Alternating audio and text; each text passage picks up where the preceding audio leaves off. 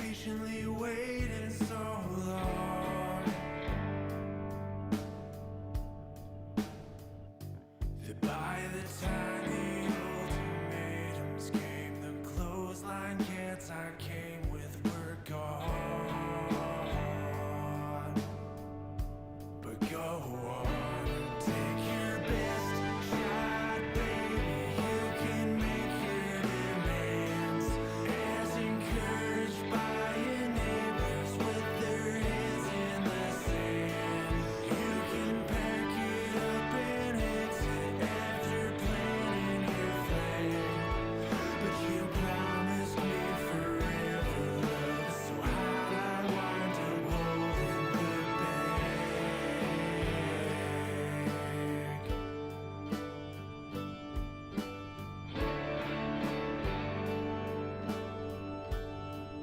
The talk was too loud. You were afraid of missing out.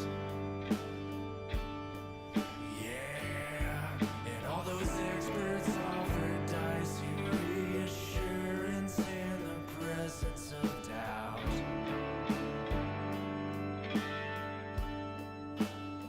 But I should know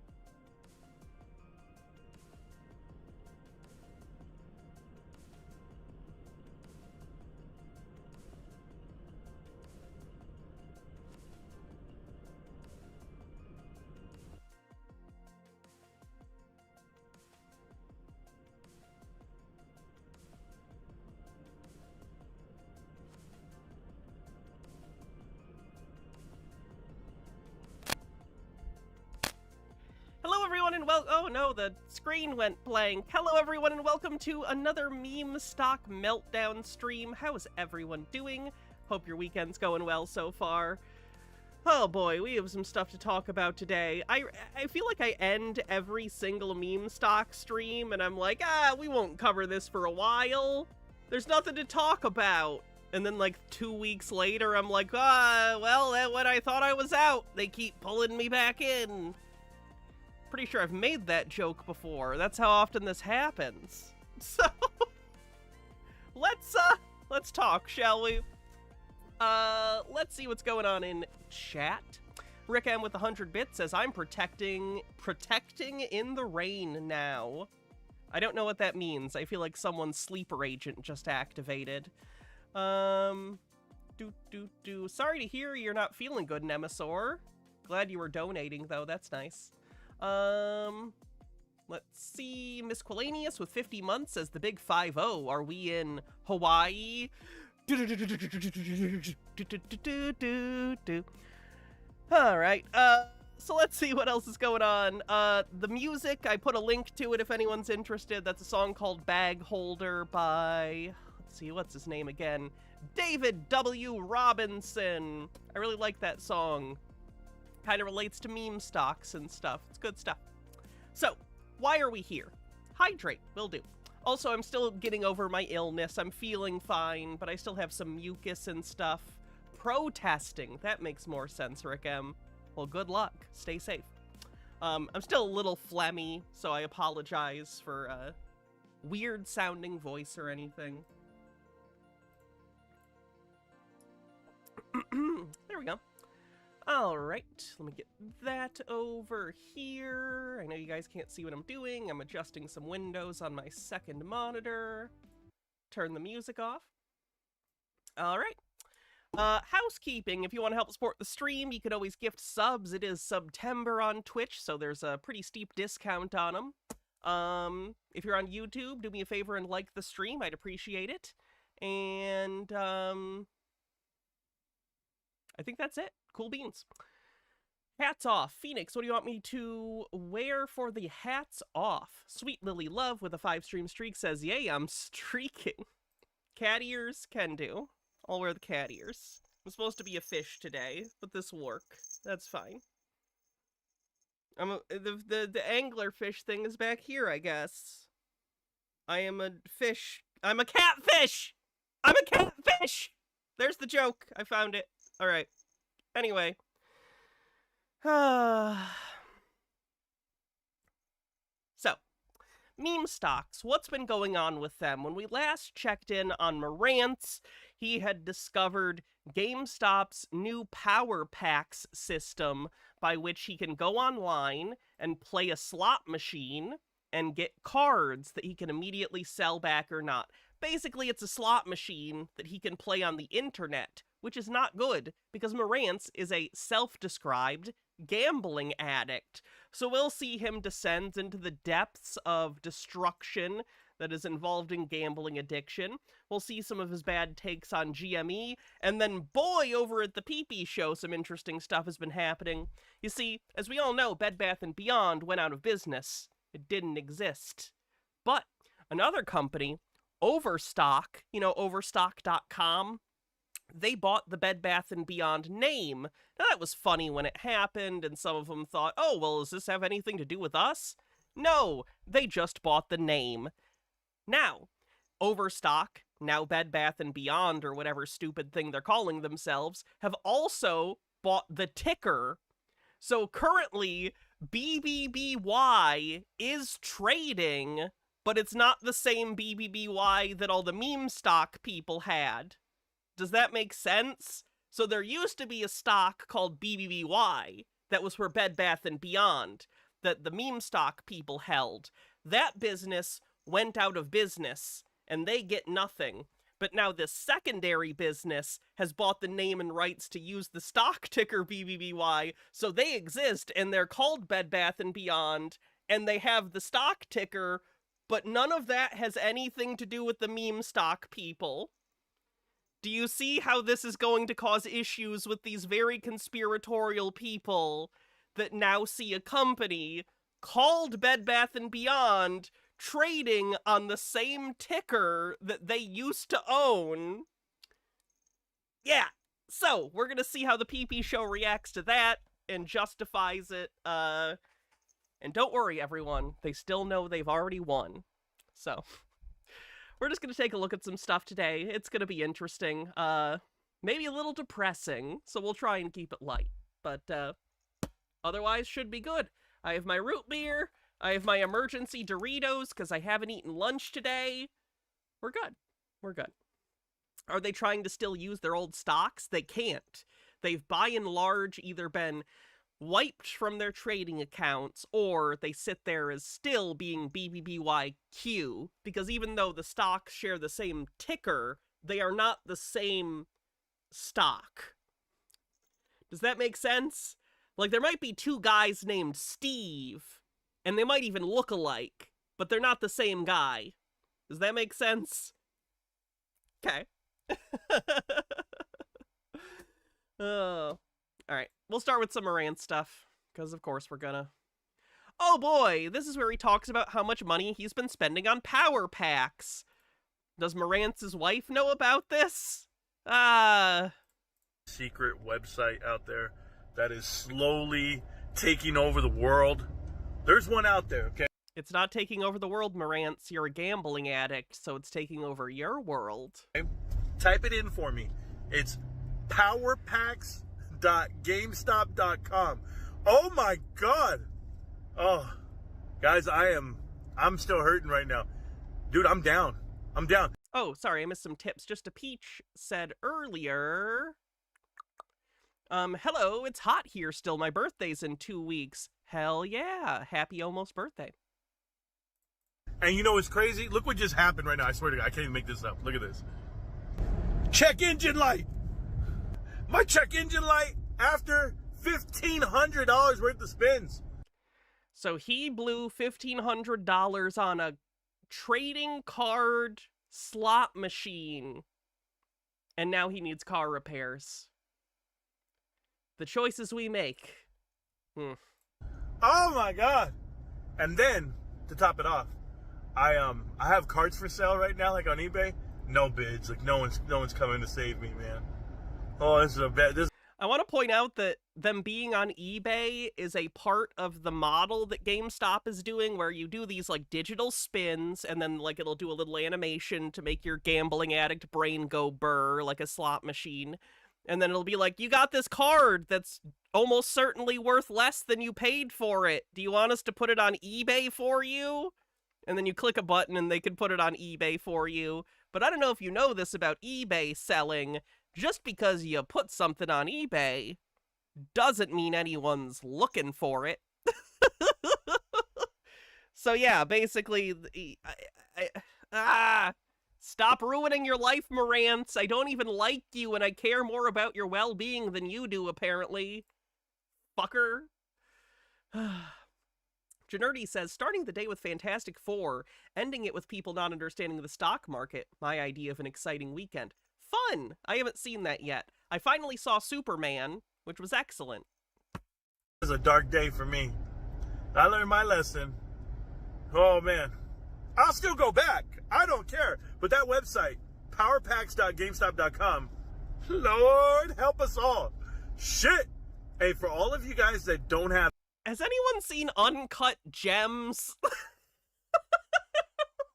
If you want a movie, if you're a person prone to anxiety, and you get easy secondhand anxiety, and you don't like that, I wouldn't recommend Uncut Gems. But Uncut Gems is a really fantastic film. It's in the Criterion Collection. About a gambling addict.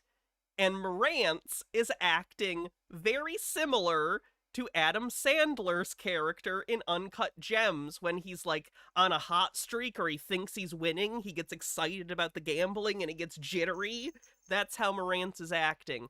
And I'm not even saying that as like, ha ha. I'm not saying laugh at Marantz. I am saying this man has a severe gambling addiction that he is actively bragging about on the internet and then going on video and being like, whoo, guys, whoo, just one more spin. Just gotta do it. Lost $1,500. Woo! Like, you can feel the, like, adrenaline coming off of him. It's horrifying. You've heard it's Sandler's best movie? I would say it's certainly my favorite Adam Sandler movie. Punch Drunk Love is also really good, but I'm also a big Paul Thomas Anderson fan. So, but I love Uncut Gems. Check it out. Have access, okay? Good. Don't ask for it. Right? For all you guys that want to get in the beta, right? Because we're in the beta, right? We put our email in. They sent us an email. They said, hey, you're open now. Sign in, go. And now you can buy the packs. These packs of cards, guys, they're PSA graded cards. 8, 9, 10. No, they're... I could open a pack right now, to be clear. I could go and find a pack of Pokemon cards, whatever they are. I could find a Pokemon card on the street that has been pissed on, and I could pick it up, and I could send it to PSA, and they could grade it. The fact that it's PSA graded does not inherently mean that the card is valuable. It's this weird sleight of hand where they're trying to have PSA graded as a stand-in for some mark of quality. And it's like, if it was a really high-graded card that was already desirable and people wanted it, sure, the grading could help. But just for random cards, getting them slabbed is a waste of money and plastic, to be frank with you. PSA is a joke. Oh my god, these grading organizations just get on my fucking nerves. A while back, and maybe they still exist, there was this organization that was trying to break into grading VHS tapes. And you guys know I'm a big movie collector. When these fucking grading companies come into your hobby, you run them out of it. You run these fuckers out of your hobby as soon as you can. They will destroy it. They will ruin it. They will bring in speculators. They will destroy your hobby. Do not let these fuckers touch the things you love. Whew. Everything. 4, 5, 6, 7, 8, 9, 10. They're everything. Cards from the old school, cards from the new school. They got everything. They even got football cards in there. But I'm a Pokemon guy, so I go in there. Yeah, I hit one good card. I'm not gonna lie. I hit one good one. For $25, I hit a card worth 200. I was like, yeah, because it's random. It's random. Oscar it says, I don't know what makes a better sunk cost psychology study, this or Star Citizen. I need to do a Star Citizen stream someday. Just do 3 hours and just go over the past decade of Star Citizen development and how fucked up it's been. That's a different story, though. But people will just get mad because I like No Man's Sky and they'd call me a shill. Let me tell you about those cards I hit for $5 though. Oh God, my heart hurts, guys. Oh, but you know what? I do it. Yeah, that's not a sign that you're doing something healthy, Marantz. Do it all for the cause, right? For the gram. You do it for the vine. Like my fans were watching the show. My people. I don't want to say my fans. My co-constituents. My people that watch. Co-conspirators. Watch the show, man. They're like, yo, Marantz, we loving this show, bro. And I'm like, you loving it? Because deep down inside, I was hating it. It hurt my heart. And then, I talked to some... This makes me so sad, man, because, like, I like my hobby, you know what I mean? It just makes me think back to when I was, like, still an alcoholic. I never know how to describe this. I'm a recovered alcoholic. I guess I'm still an alcoholic in the sense that if I were to drink, it would be very bad, probably. I don't really feel a desire to at this point, luckily. But, whatever you want to call it. Recovered alcoholic, former alcoholic, whatever you want to call it. It just makes me sad. Because, like, it's perfectly acceptable to have, like, a hobby or interest. Like, if Marantz was really into sports or Pokemon cards... Great, you guys know I'm big into collecting, obviously. Nothing wrong with collecting stuff. That's a very fun human hobby. But he's not even interested in having the things. He's interested in the rush, in the dopamine hit of, like, the lights on the slot machine and the risk. And that's so bad. He needs help. He needs help, and I wish his wife would help him. To be clear, it's not her. Like, I'm sure he's hiding a lot of this, so, like... But still, holy shit. Freyline says, Hannah, I don't know how to tell you this, but people actually call you a shill.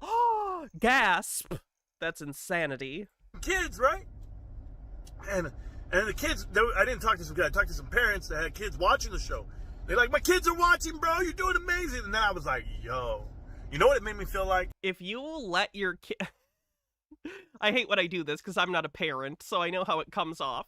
If you're a parent and you let your kids sit in front of YouTube all day and watch people open loot boxes or gamble, you're doing a bad thing.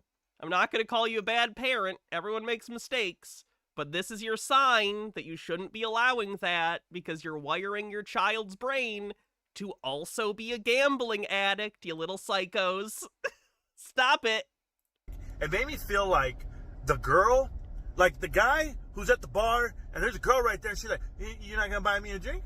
And I was like, of course. What are you talking about? I ordered this one for you. Yeah, this bottle of Chandon, this bottle of Dom P. I mean, guys, I could have bought one today. Oh, my God. And I was like, oh, no, I'm going to get some of this back. It's okay. We'll get a card right now. We'll hit something. Yeah, I heard the rumor about Marantz getting fired. I don't know if there was any confirmation on that. So let's not say that unless we get some sort of confirmation, because someone said it. We don't know other than that. GamerG says, so Marantz is just a penny store version of Silicon Valley billionaires. Got it. We live in hell. We really do. We really do. I don't think you could create a worse world for me to have to live in if you tried, to be honest. No, you won't. No, you're not. Oh, man. Hey, guys. Let me be the cautionary tale. Let me be the one to warn you about this shit. Don't go do it yourself. Learn from other people's mistakes. Now, this is what he considers GameStop's flagship project right now, by the way, and he's actively telling people, oh, this is gonna fucking ruin your life. Don't do this. I know why my boy Sergio hit me up. Sergio has like 30 cards, bro. Right? I ripped open 50 packs. Fuck. 50 packs. More. And I was like, all right. What do I got left? 8 cards? Worth about $400, $500. No. We left $1,000 on the table. Oh, saying it out loud hurts even more. Okay. I gotta go, guys. Oh, shit. It's almost like even in loss, there's an excitement because of the inherent risk. It's so interesting. Huh. All right, let's watch him open some of these fucking packs. Let's see how that goes. Yikes. Because, you know what? I give away cards on the street, right? Just like I would give away cards on the street. I'm here to give away cards right now. And we're here to do it. So let's spin on a power pack for the kids. First one up is going to be Bryson. Bryson, in memory of you, I'm going to spin a card or two. Hopefully hit something big. GameStop's killing it. Reminder that at minimum, every single one of these spins is $25. That's the lowest tier, is $25. Let's go. We're ready to do it.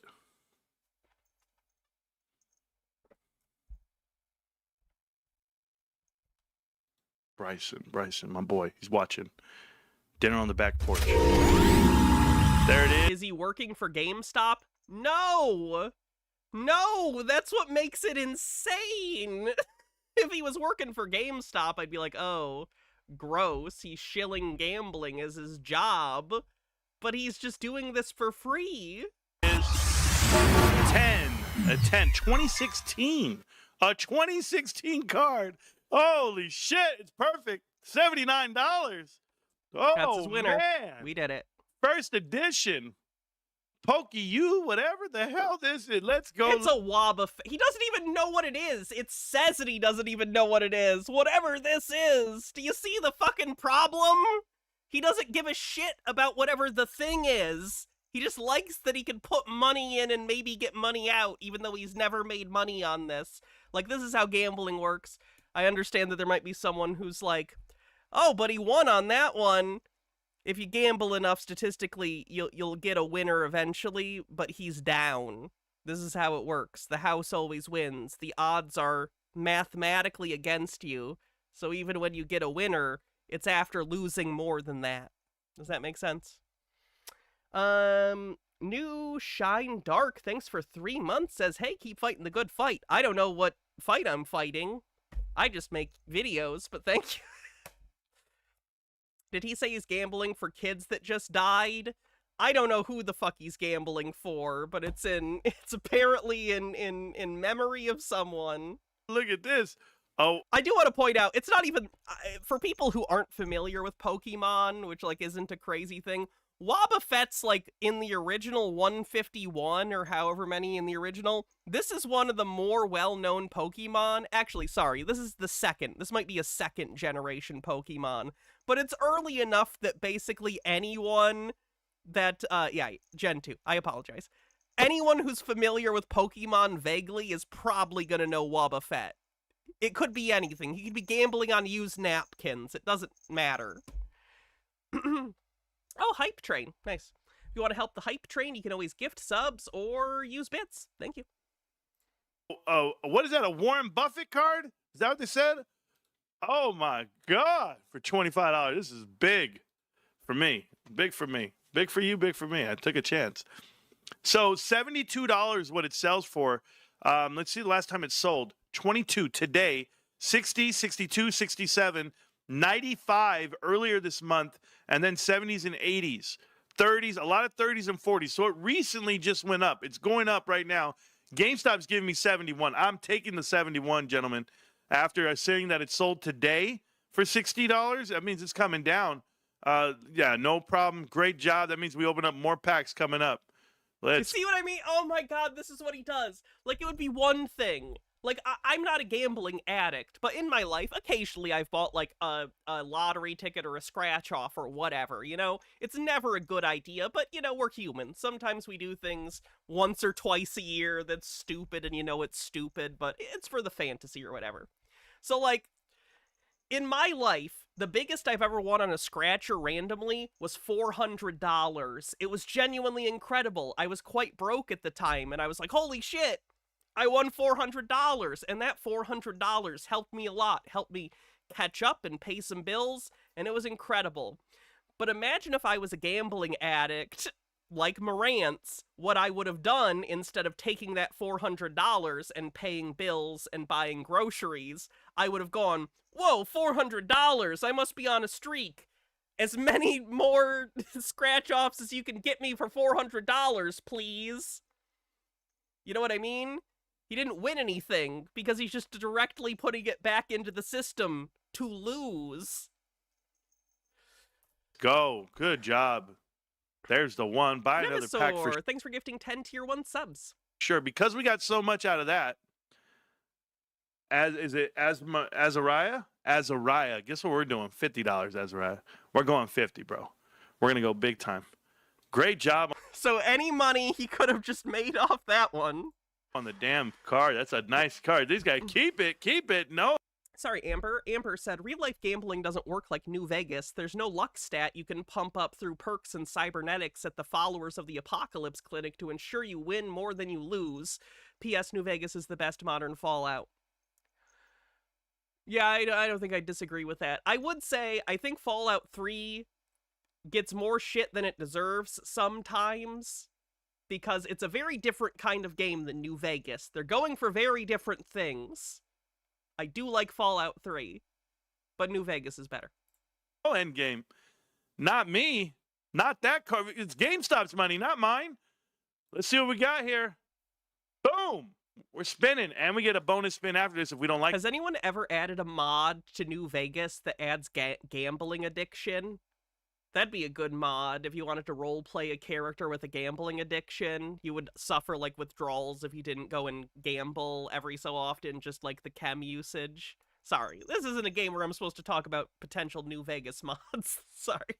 Like the card. Let's see what we got here. Oh, it's a silver pack. It's a silver pack. We're trying to hit an $800 card here. There it is. PSA 10. Grandiose EX. Oh, wow, it's almost like even a perfect card isn't worth that much if it's not a card anyone wants. So we lost money on that one. No. Break even? It's a break even card?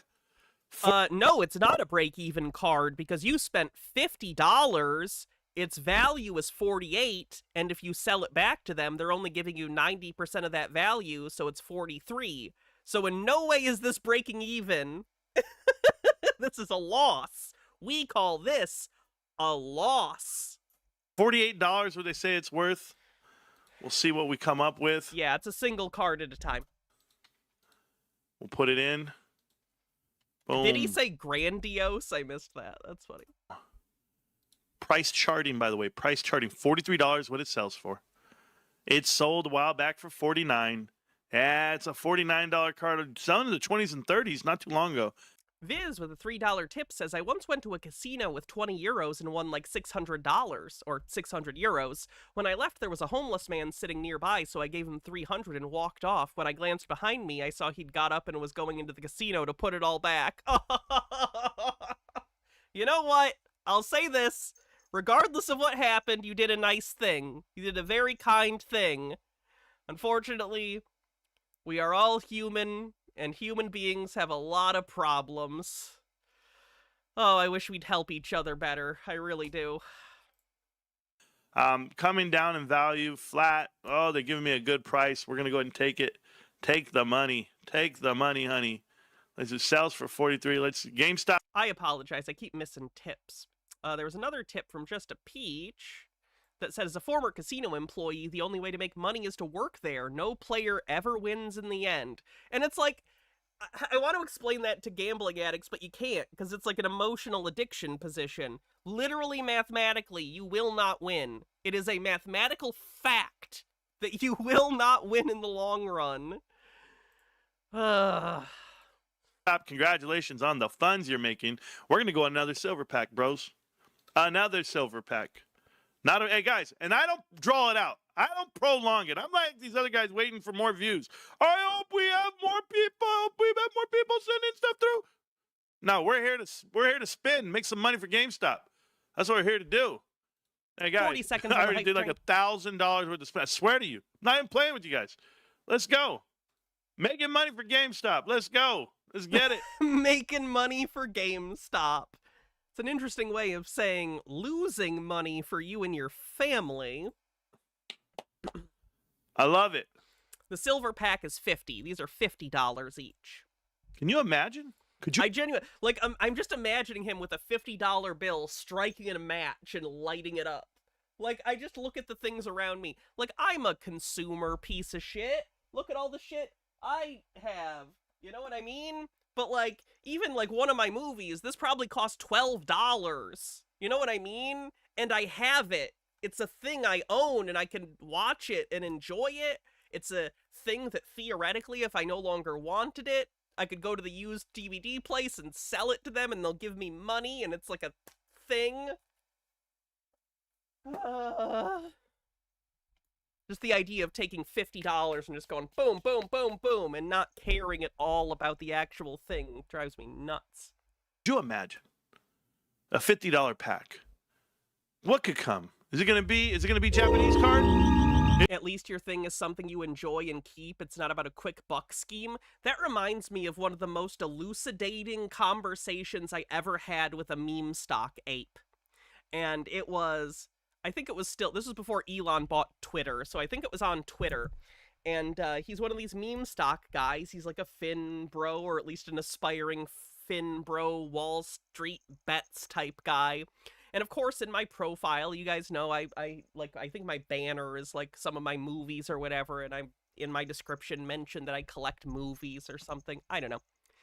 But literally, I was talking about GameStop, and he was like, you're making fun of GameStop, and you buy physical media? Yeah, that's gonna hold its value. And I was taken aback by the statement, and I just responded back. I was like, you understand that people engage in hobbies because they enjoy them and not as some sort of, like, money-making scheme, right? Like, I don't buy any movie ever in the history of me buying movies, or anything really, with the thought, this'll appreciate in value, because it probably won't. I'm not buying them for some sort of financial opportunity. I'm buying them because there's something I enjoy. It's something that makes me happy, and I enjoy doing it. And I think it really just took me aback that this person's entire idea of life was everything was through the lens of a a way to make money, a way to hustle, a way to, like, appreciate value. There was no understanding of just being a person that has things they like. It was shocking. It's American. PSA 10, 2019, Hidden Fates. No. I like that he keeps getting excited by the PSA 10s, when in reality that doesn't necessarily make them valuable. Wow, that one, he barely got one that's like half the value. That's a really bad one. Wow. God. Oh, God, my stomach hurts. Oh, not a good one. It's a who grades a regular hollow? Oh, I don't know, man. That's the whole business model you're trying to back, is people taking in their random cards they just pulled to GameStop to get sent to PSA. Like, does he understand he's shitting on the business model of GameStop as it currently exists? shit. Oh my God. Okay, hold on. Let's go see what it is real quick. Why does he keep looking this up? The prices that the GameStop site gives are based on eBay recent sales. That's how they pull the statistics and give you an estimate. But he's looking separately. Hidden Fates prices 20. You're an art appreciator. Me too. That's why I bought Piranha 2, The Spawning, because I'm into art. I wish I had Mant.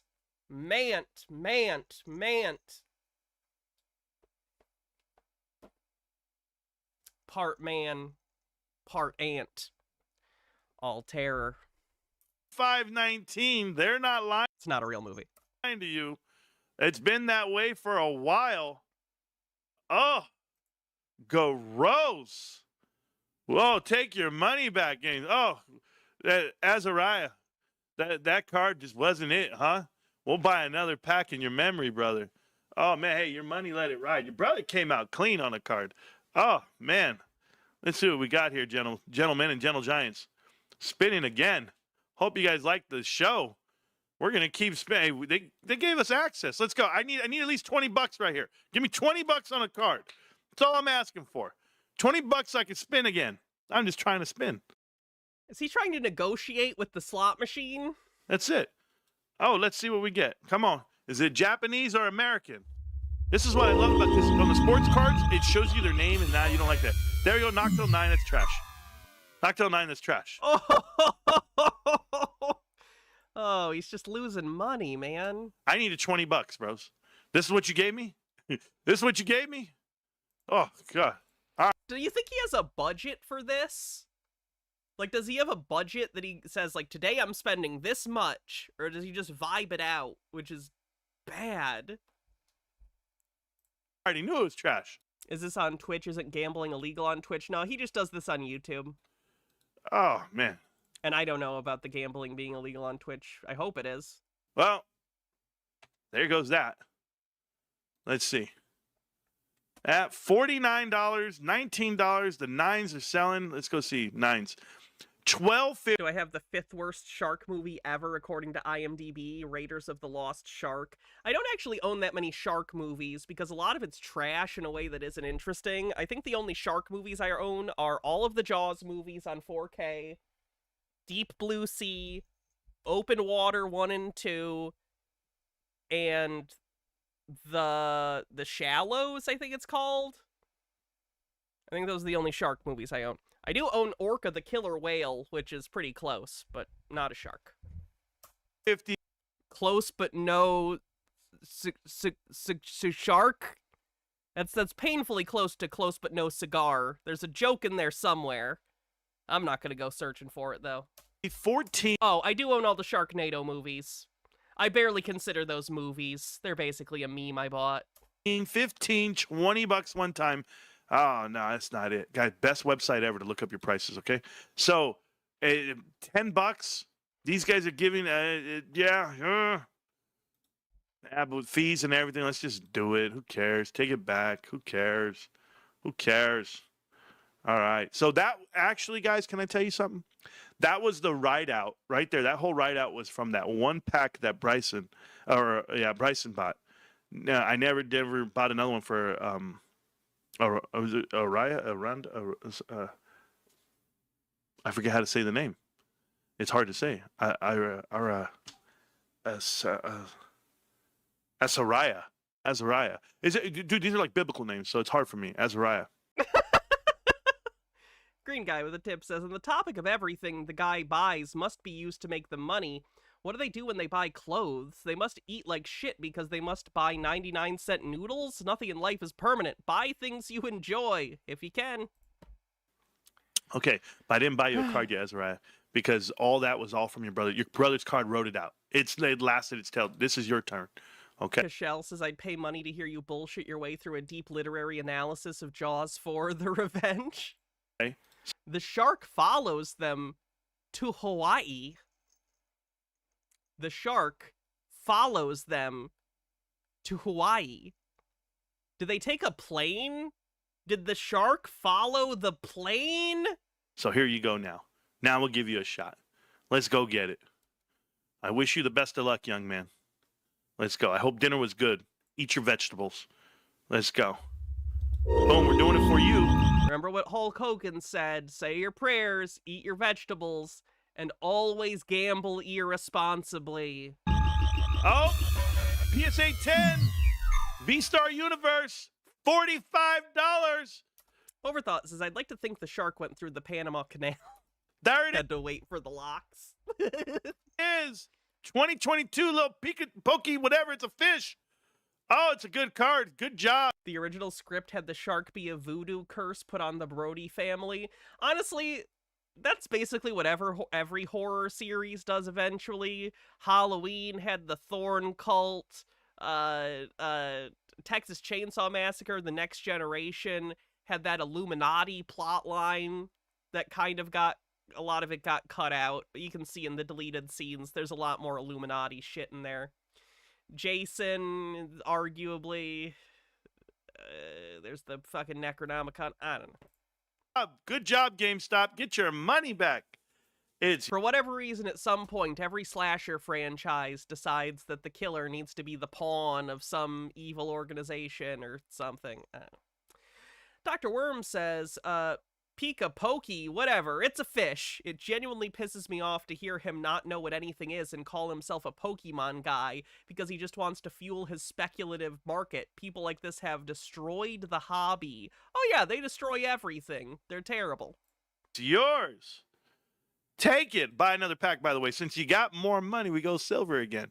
We're going to silver. Trying to make our way to a gold pack. Trying to make our way to a platinum pack. Trying to make our way to a diamond pack. Trust me. We're trying to make our way there. We got to get there. Oh, let's do it. Making my way downtown, lie to wife, gamble all of our money. Buy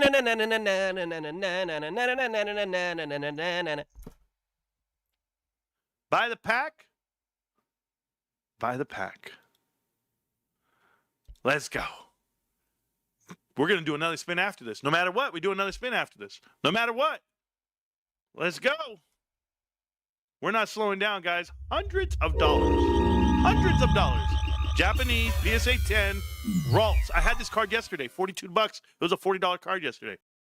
I want to be clear, when he says, I had this card yesterday, it's very possible it's the same exact card, and he just traded it back. And because it's digital, the card didn't move an inch. It's in a file somewhere at PSA, and this is all just digital nonsense. He's buying and selling, and none of it's real. It's all just... Ah! Feel like I'm losing my fucking mind. I don't mind that at all. Give me the money. I know what it is.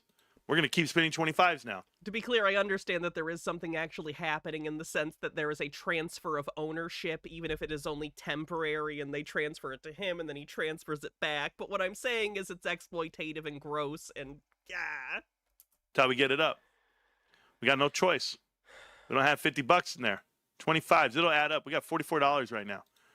It happens. Load up again. Give me my money, bros. I know you have my money. Freddy was kind of supernatural, but the three demons bring him back was a stretch. To me, it's not even that it's a stretch. It just diminishes Freddy's character. Freddy is a classic wraith, right? He was killed, and he comes back for vengeance as like a demonic spirit. You don't need to explain that further. He's a fucking wraith. It's fine. Or a revenant, whatever you want to fucking call him. It's fine. There it is. 44.77. Let's go spin again. Oh, hey, this is all on you. All on you. What do I want to say? Azariah. Azariah? Azariah. That's it. Okay, let's go. I'm going to remember these names, bros. Cranky Tobin got the good kid names. Let's go. All right, here we go. Wish me luck. American, PSA 8, trash.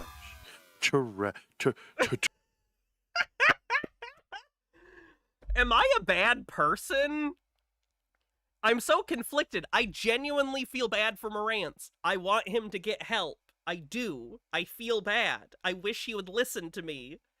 But every time he's like, no whammies, no whammies, no whammies, stop! And it's dog shit. It does make me laugh. That's fucked up. That's fucked up. Trash. VMAX cards, bros? Are these like worth anything? I gotta go check it out before I even go back in there. With my shirt off, bro. Oh. Let's see what we got here. Oh yeah. $11. $11. You're giving me 9 to take it. Take it. Oh God, we're gonna spin again. Thank God. Wow, this slot machine sure sucks and keeps giving me nothing worthwhile. Let's go again. Phoenix Flight says they crave legitimacy of making money over the top of any joy the hobby may have brought to prove to others that they're totally not dolls. They're action figures. One more spin. Oh, we gotta hope we get something big here. We're chasing these cards here. Give me a big card. I'm gonna sell the damn thing and I'm gonna go get something bigger. Is he down 120 now? Are you actually keeping track, Amber Pretzels? Because I wasn't. If I was smart, I would have done the math on this because we know he's not gonna because it looks terrible. If anyone knows for sure, let me know. I'll start keeping track now. Go get some gold packs. Let's go. Did we hit it? Did we hit it? It's a Japanese PSA 10 Fusion Arts. $47, $42. We're working it back up. This is, guys, this algorithm is about to take our lunch money because you know we're not going to win this. We know we're not going to win this bet right All right, I am keeping a tally of this. here. We know. I don't know how much more of this we're going to do because I'm not going to make you sit here and watch him gamble for hours. We're almost done with this, but still. Oh, it's coming in with the $10 card next. I know it. I can feel it in my bones. Oh, I feel it in my bones. We need a $20 card here. Come on, baby. Let's go. Guys, we're spinning. I hope you're watching. We're spinning. Let's go. All right, baby. It's me and you. American, Japanese. American card. PSA 10. 10, baby. Let's go. Rare art. 21. Just the complete death of him even giving a shit. Like I don't believe you. I don't believe What do you mean you don't believe them? you. It's either I can argue and get the money later, or Nemesaur says, one of my grandnieces has gotten into Pokemon. She doesn't play the game. She just likes to look at the card art. I was like that as a kid, too. I got some Pokemon cards at a garage sale, and I just liked the art. I don't even know how to play the game. or I can sell it to eBay. It's a $23 card. The hell?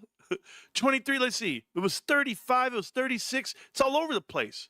I like that every time he's looked at the price over time, the price has consistently gone down on every card he's pulled. I don't know if you've noticed that, which to me, if I was a speculator, I would probably notice that pattern and start to get concerned that, you know, the high peaks of Pokemon cards of this cycle of, you know, Pokemon cards being popular might be cooling down.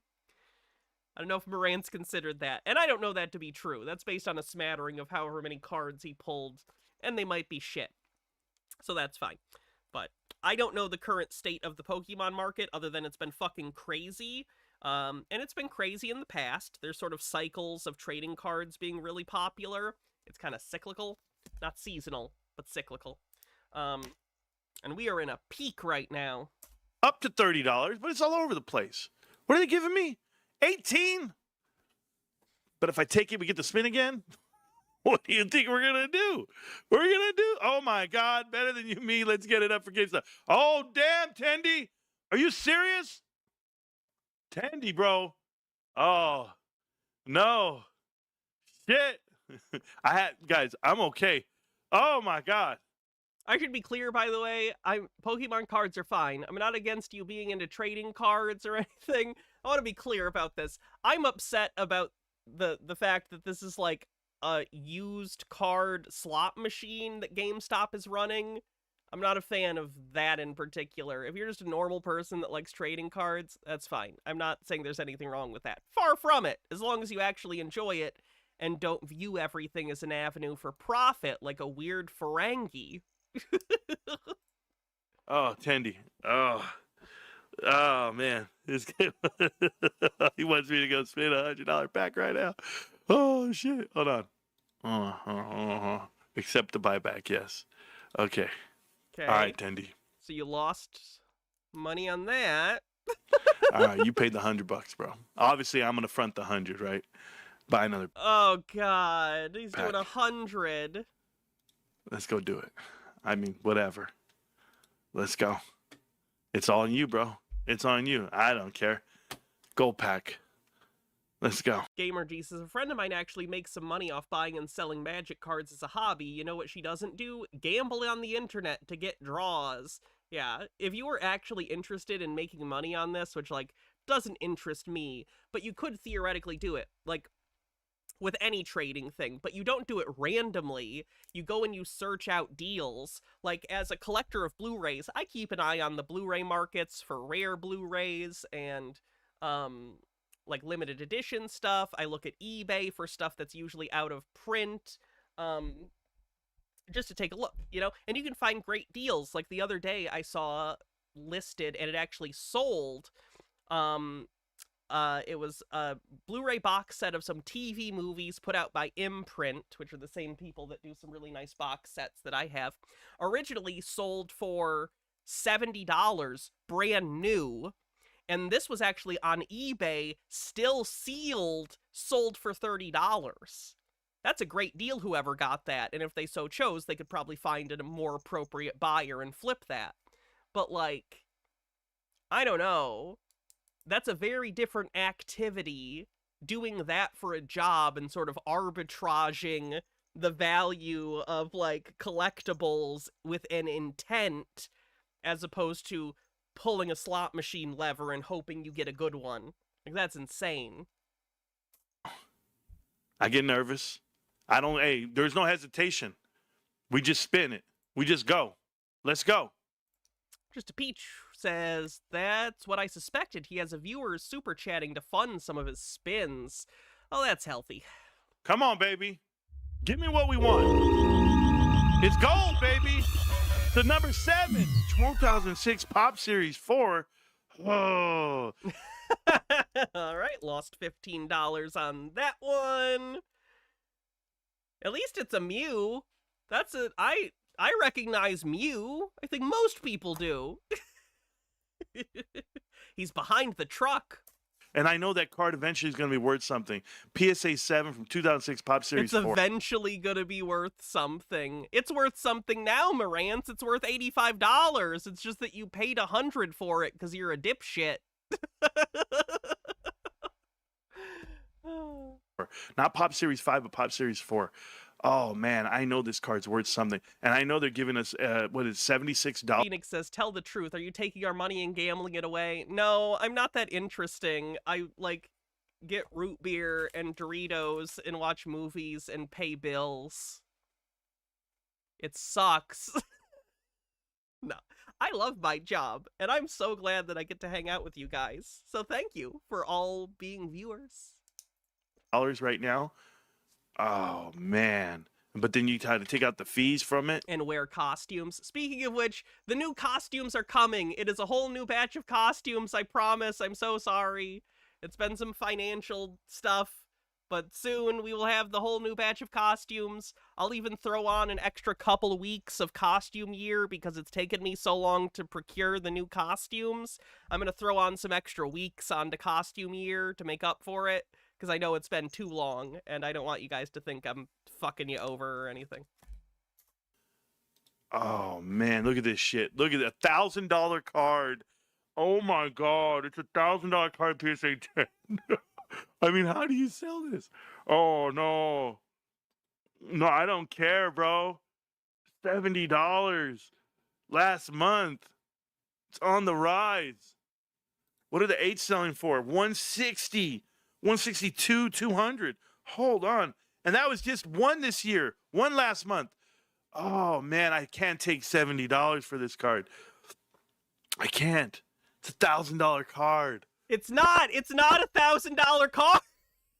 Again, you said if it was PSA 10, it would be worth $1,000. Yours is a PSA 7, which isn't even close, you idiot.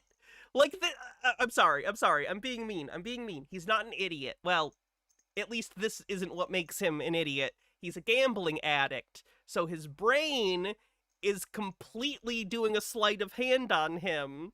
He's saying, this card is $1,000 card, because he sees that card at a higher grade is 1,000, even though that's not the card he has. But his brain is telling him, no, I like this thing. I like gambling, so we have to decide that the card we have is worth 1,000, even if it isn't, because that means that this is worth it, and this isn't destructive, and it's fine. Again, I feel bad. I'm also angry. I'm angry at him. I'm angry for him. Oh, Jesus, addiction's a hell of a fucking drug. Pop series. Oh shit. Guys, what do I do? I closed out the page? I closed out the page. No, I closed it out. So Is that bad? Does he think he was on a hot streak? Is it like gambling addicts when they're at a slot machine and they think they need to be on the right one? Except it's a web page, so it makes even less sense. Green Guy says, are we ever going to do another tip goal? We are, and this will carry over. I'm not going to zero it out. It'll still be 1,000 whatever, and we're already at 614 into it. I just don't know what we're going to do for a goal.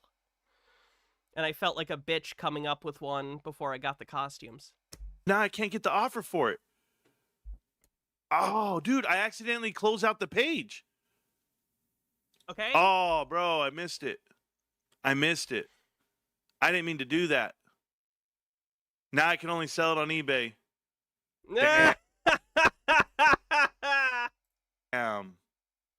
That, you know what that is, guys? That's God talking, telling me keep that damn card. God says, Marantz, stop wasting your money, you moron. Marantz, this is God. Seek help and sell your GameStop shares. Why did it turn into the... It was the Monster Mash. God sounds like the Monster Mash guy. Hey, Brent. Okay. What was that? Oh, it was a Magic 8-Ball.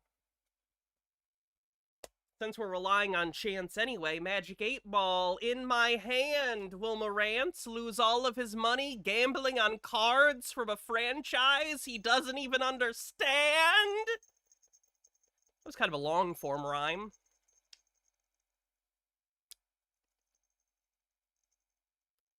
Outlook good. Good for me or him? Me or him? Fucker.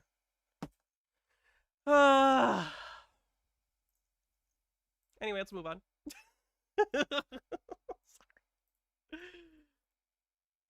Let's see how the PP show's doing. Doesn't he have a wife and or children? He has a wife. I don't think they have kids. I don't know, though. Bobby Boris Pickett was the guy who made the Monster Mash.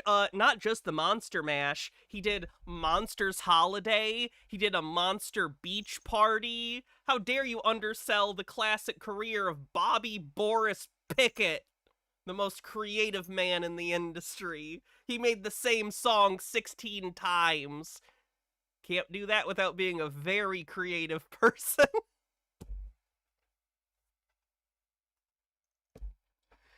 I have like 6 bits and I just repeat them on a loop, by the way. There you are. How the fuck you doing, man? I missed PP. Did anyone else miss PP? It's great to see you guys. Hope you guys have been well, man. It's been quite some time, man. 2 weeks since we've gone live here at the PP show, man. Yes, I know. Things have been absolutely insane the last couple weeks, but here we are bringing you guys an episode here today. There is some exciting stuff to unpack here this afternoon, man. Again, thank you for all who are tuning in this afternoon. Quite a lot to kind of unpack, all right? Yes, you know. Did PP have to actually get a job? He did used to have a job. I don't want to dox him, but when like the doxing thing came out about PP, we did find out he had a job. Don't know if he kept that job. Sorry, Jitara. Let me go find those. Jitara said, my roommate collects and plays Magic cards, and my girlfriend collects Pokemon cards for the art. Occasionally, they sell the ones they don't want or the ones that happen to be valuable, but the important thing is that they actually budget to buy a pack every now and then, assuming scalpers haven't ravaged the local hobby store. Yeah, and that's a healthy way to enjoy a hobby like that. That's fine. I collect Blu-rays, similarly. I have some friends who are board game collectors, similar to how I have shelves full of movies. They have shelves full of board games that are excellent. So yeah, you can have a hobby, a collection, even an obsessive collection, and do so in a way that isn't necessarily unhealthy for you. Unfortunately, again, most people aren't getting the things that are their hobby out of a slot machine.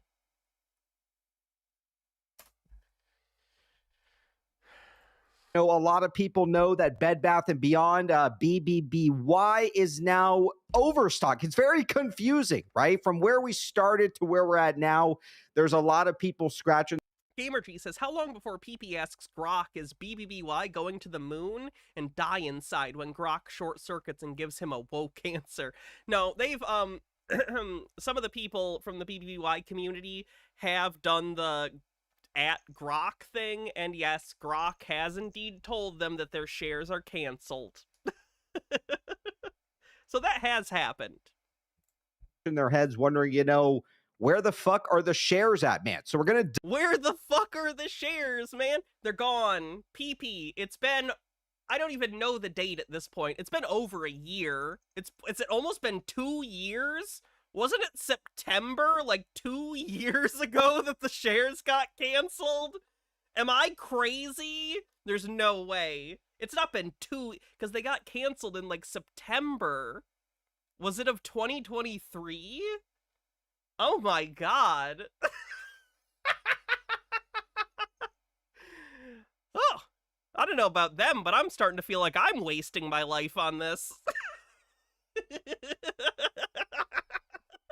Dive into that obviously here today. We're going to take a look at obviously you know, a little bit of things pertaining to Marcus Lemonis. There's some tinfoil things like that. I thought it was pronounced Lemoynis.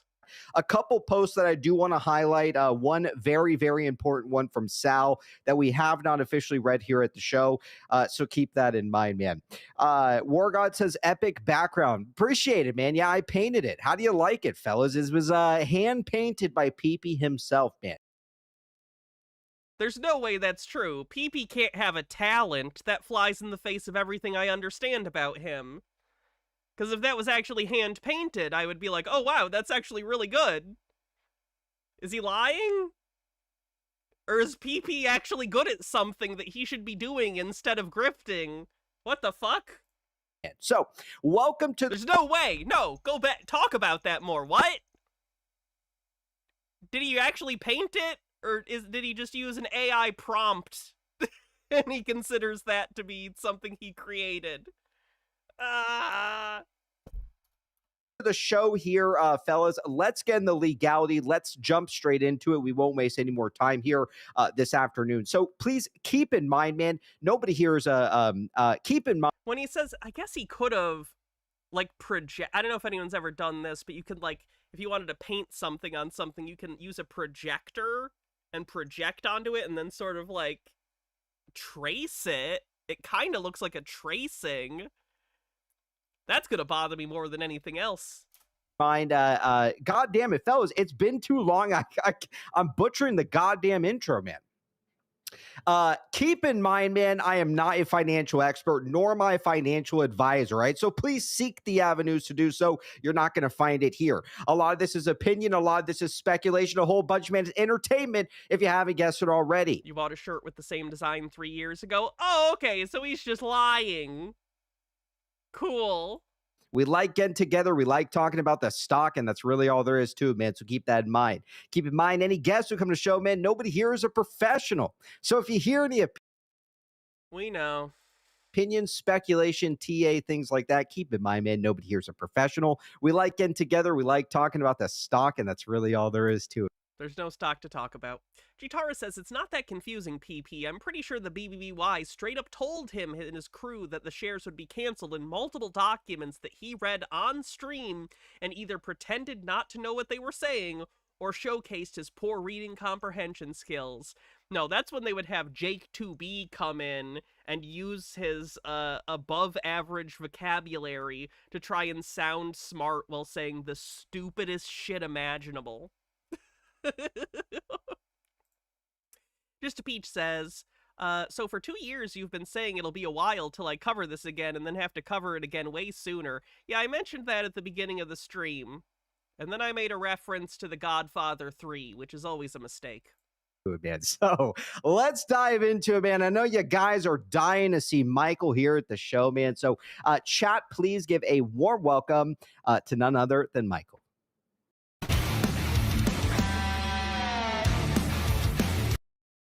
Has Michael seen Bloodsport? Korax asks, speaking of Jake 2B, have you seen his shitty hour-long PowerPoint series he's done? Like 3 videos, and I can't be bothered to watch them. I've not watched it yet. I have it saved. I save a lot of videos like that where I'm like, I'll get around to it, but a lot of them end up on the cutting room floor, basically, because I don't end up having time.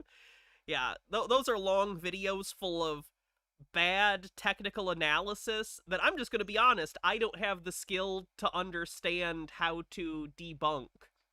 Like, I can make fun of delusional beliefs and stuff, but I don't really know the intricacies of finance, and in order to debunk people who have, how do I put this, spent a lot of time building up a pseudo-economic framework that they believe is how the world works, I would find it hard to pierce that with facts, because I'm not an accountant, I'm not a financial person in terms of, like, what I know about.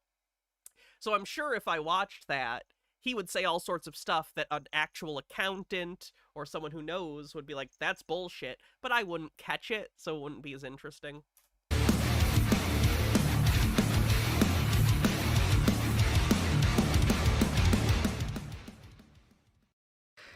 Happy 100th anniversary to the Phantom of the Opera. Oh my god! Hooray, Lon Chaney Sr., you did it! No, that's a good movie, though. All right, what's going on, Michael? It's been some time, man, here at the PP Show. How the fuck are you doing, my man? Dude, the days are long. They are. The weeks are goddamn long, man. The months, my god, in 3 years, man. I feel The never-ending grating wheels of time are wearing down our boys. Green Guy says, I have a colonoscopy on the 15th. Send me good anal probe vibes. I'm always sending good anal probe vibes. If you don't pick up on that, well, that's on you. feel like it's like some Alice in Wonderland adventure or nightmare, rather. Remember when Alice went down the rabbit hole and all that happened was she lost a bunch of money and all her friends? And she learned a bunch of anti-Semitic conspiracy theories?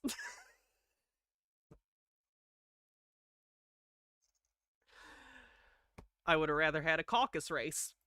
Where it just like keeps getting curiouser and curiouser, and I'm kind of Fuck off so hard. ready. I don't like when he quotes it. Alice in Wonderland is one of my favorite books of all time, so it actually pisses me off when he quotes it. That's probably not rational.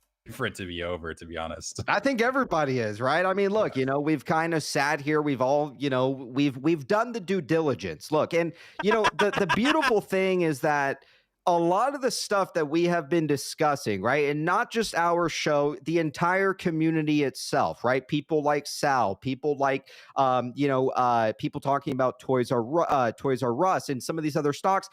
Things are in motion now, right? Even like the side who like ABC, for instance, who's very, very convinced that Beyond is playing a major role here as well. All of the stuff that we... Of course he thinks that. He has to. He put all his retirement money into Bed Bath & Beyond before it went bankrupt. He needs to believe that it's still alive. Otherwise, he ruined his whole life. And people don't accept when they've done that because it's psychologically collapsing. And let me tell you something about collapsing psychologically. You want to avoid it. We've talked about for 3+ years is now suddenly coming back to life, right?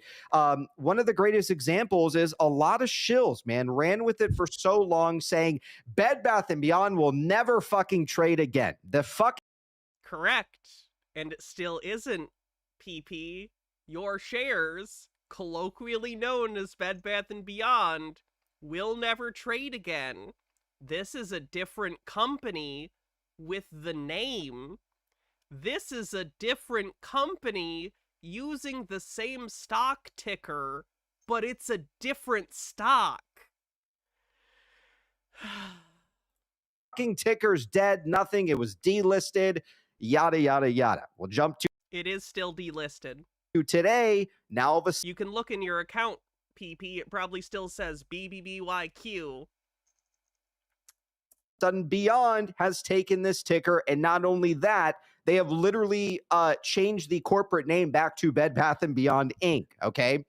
And again, some people out there are thinking, yeah, this and that has happened. Where's my fucking shares at? And I do think that it's playing a role here, right? I think that there are certain pieces that need to be placed in line so that we can essentially get our shares back. And look, a lot of you guys know my opinion of Marcus Lemonis, right?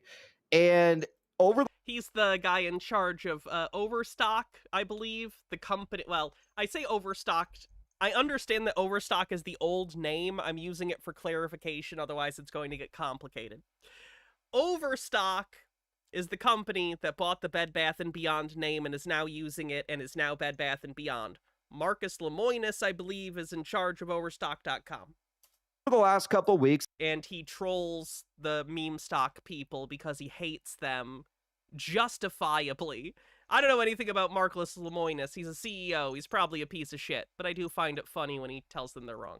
I've been watching, I've been listening, I've been really paying attention to how this guy is acting, especially some of the stuff he says to me, man. I mean, he's not really a big fan of me, of mine. So as I can tell, but something. PP, you have more enemies and detractors than you do friends. I don't think that probably feels very good. Thing is telling me that this guy is overplaying his role here. Okay, he's overplaying this like asshole kind of like activist investor type of guy.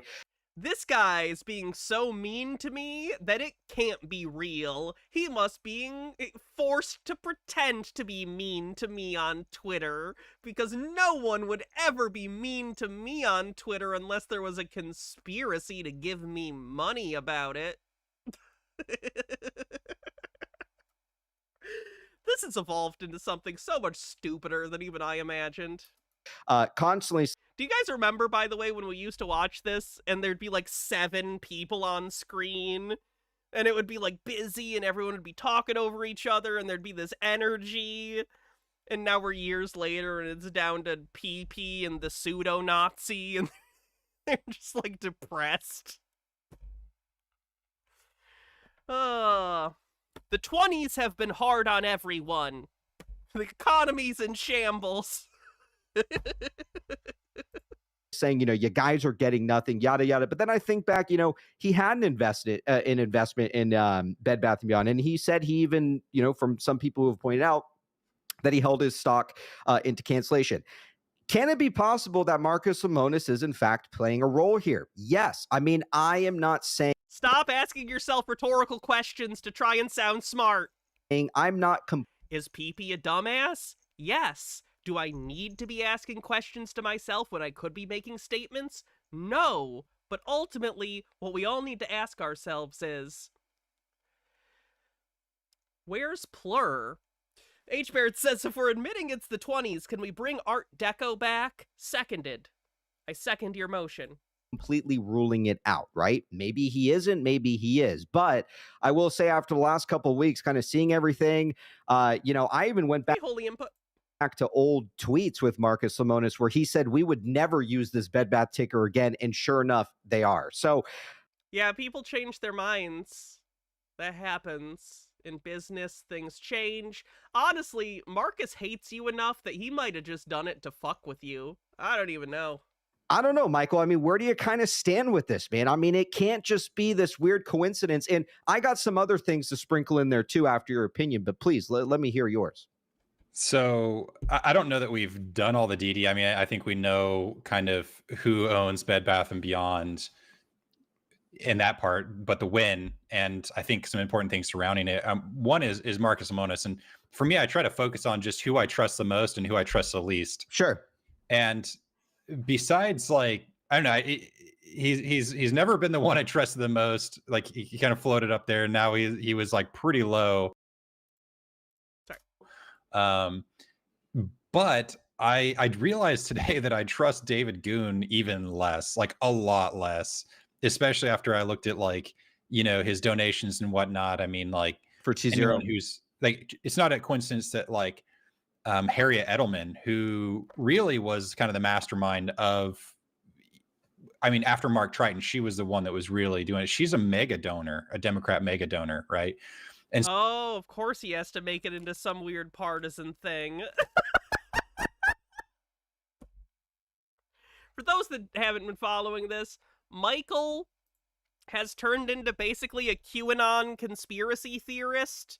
And he's very obsessed with, like, child sex trafficking, but not, like, real child sex trafficking that exists in the world. Like, fake QAnon Pizzagate, fake sex trafficking, where he blames Democrats and anyone he dislikes. so to see David Goon donating, a bit of money to I gotta put Chuck on this Schumer thing. out of all people, and then also having some other weird stuff, I'm like, maybe there's something going on there. And I really think, people, it's been hard to contextualize this in like the political sense, especially for me, because I wasn't really political, right?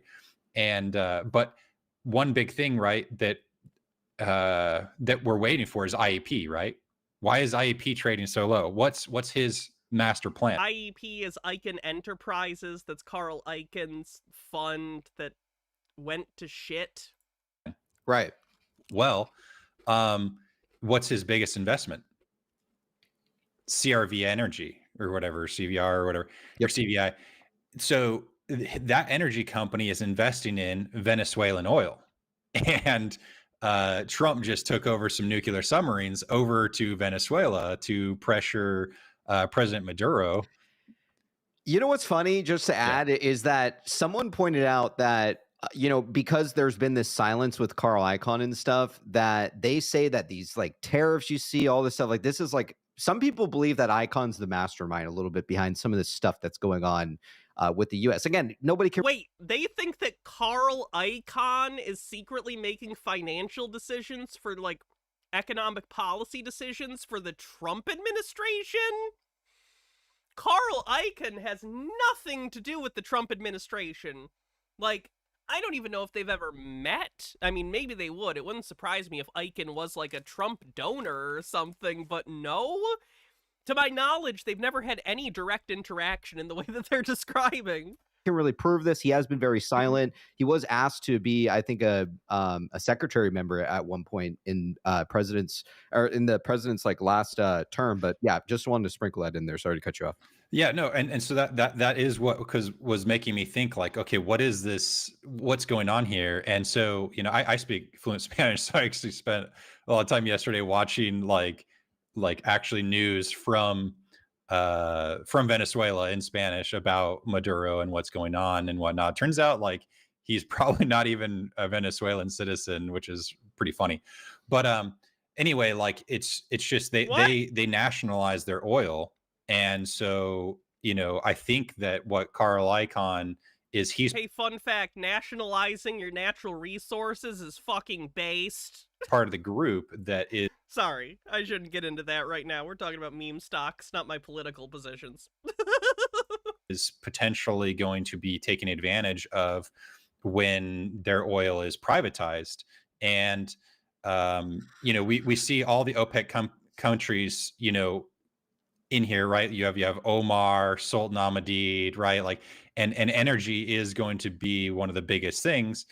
And also just like the is going to be one of the biggest things, as if a great deal of the last, I don't even know how many decades, has been shaped by people's needs and wants for energy and natural resources.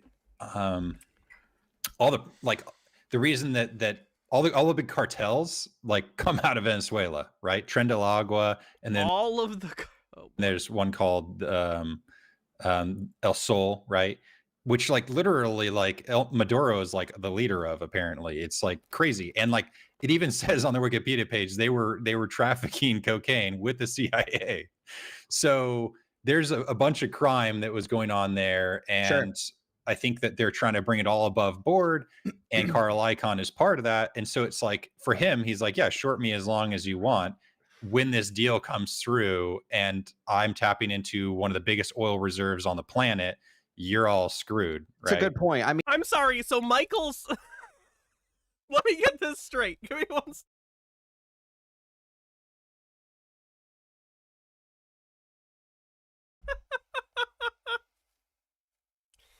So Michael's theory is that naked short sellers are secretly attacking Icahn Enterprises. But Icahn says that's not a big deal that you're destroying the company I've spent my life building. I am secretly working with the Trump administration to overthrow the government of Venezuela so I can personally enrich myself off of their natural resources. And you believe that this is a good thing for him to be doing. Like, he's literally saying, like, a guy that I think is on my side is going to break the territorial sovereignty of another nation and steal their resources to my benefit. So that fucking rules. I hate people. I hope every fucking monkey on this goddamn rock disappears. Ugh. I mean, he did highlight, or maybe a secretary or someone where, he's planning something these guys will never forget, right? And like, look at GameStop, right? And just to like give you an example, like GameStop, we saw a low of $10, right? And we obviously saw a breakout to $80 when DFE came back, and the company was able to raise an absolute shitload of money within the last 9 months, right? Like last year, 9 months to a year, they've been able to raise nearly, on top of what they originally had, like an extra $8 billion, right? It's a very big deal, in my opinion. And yet we still see Carl Icahn doing these ATMs, doing these raises. Sometimes he's, messing with some of this like bond stuff as well. But all in all, when you kind of analyze some of this stuff, it is very interesting kind of what role Carl Icahn could be playing and why his stock has never truly recovered. Sorry, this is bugging me. Yeah, go ahead. I always find it interesting how they will take every conspiratorial reason that a company will fail into account, other than the possibility that it was just a poorly run business or had a bad business model or something materially changed and they were no longer able to provide the goods or services they used to at the same quality or cost. Like, it's never a real material thing. It's always someone attacking. It's always someone going to war with a company via short selling. So because I really do think we should have gotten paid, like not just because I want to have gotten paid, but like a lot earlier. And like I think people like underestimate how important like all the money from all the oil in Venezuela is. But Mhm. I mean, I think all of you underestimate how important it is for us to steal the natural resources of a sovereign nation so I can get my money back for a bad financial decision. so they had, it seemed like America was setting up a coup in Venezuela, but for whatever reason, probably, I mean, I don't want to blame Biden, but probably Biden Obama type thing. But the He's backing international coups!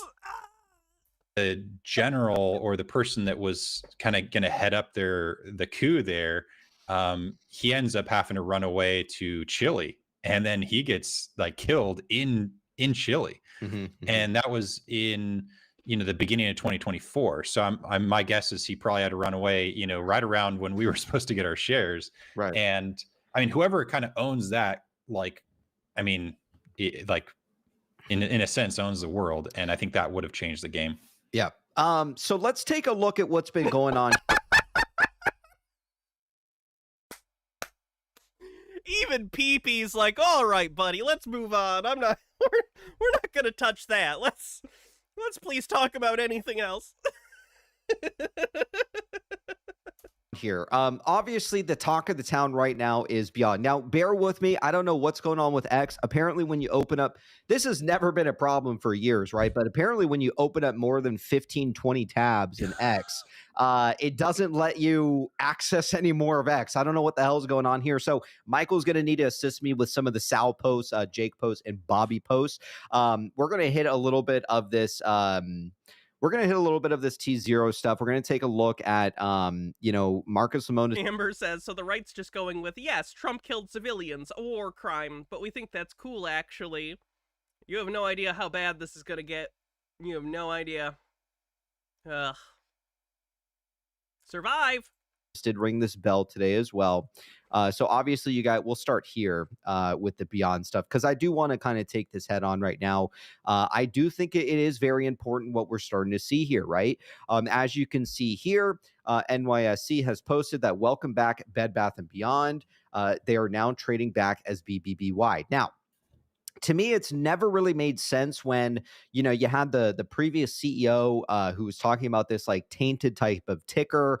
They didn't want to essentially use this ticker, and jump to today. Now, all of a sudden, it's reversed. Everything that these guys said is not true. They did the exact opposite. And that's why I think a lot. Whoa, a business said one thing a while ago and then they changed their mind and went a different direction later? That's crazy. That never happens. It must be a conspiracy. A lot of these people could in fact be playing a role, right? Yes, I don't like Marcus Lemonis. Maybe he's playing the role very well, where he's throwing someone like me off, who typically can kind of tell off people's vibes, what they're saying, how they say it. PP thinks he's like, oh no, he thinks he's really good at reading people. Oh. Look, I tend to dig a little bit, right? Especially on people. Even Bill Pulte has kind of highlighted, one of those things that we tend to do here. But, Marcus Lemonis just blocks everybody. Doesn't matter what you kind of say. You say one thing, it seems kind of, okay, yeah, that's kind of true. Bam, you're blocked, right? And I'm not even saying people who say rude things in that sense. We're just talking, like, give you an example, Padre, right? Padre made this point the other day, just randomly. He had said, look, fellas, it's a little bit weird that the market cap of Beyond is equivalent to the Bitcoin that GameStop is holding.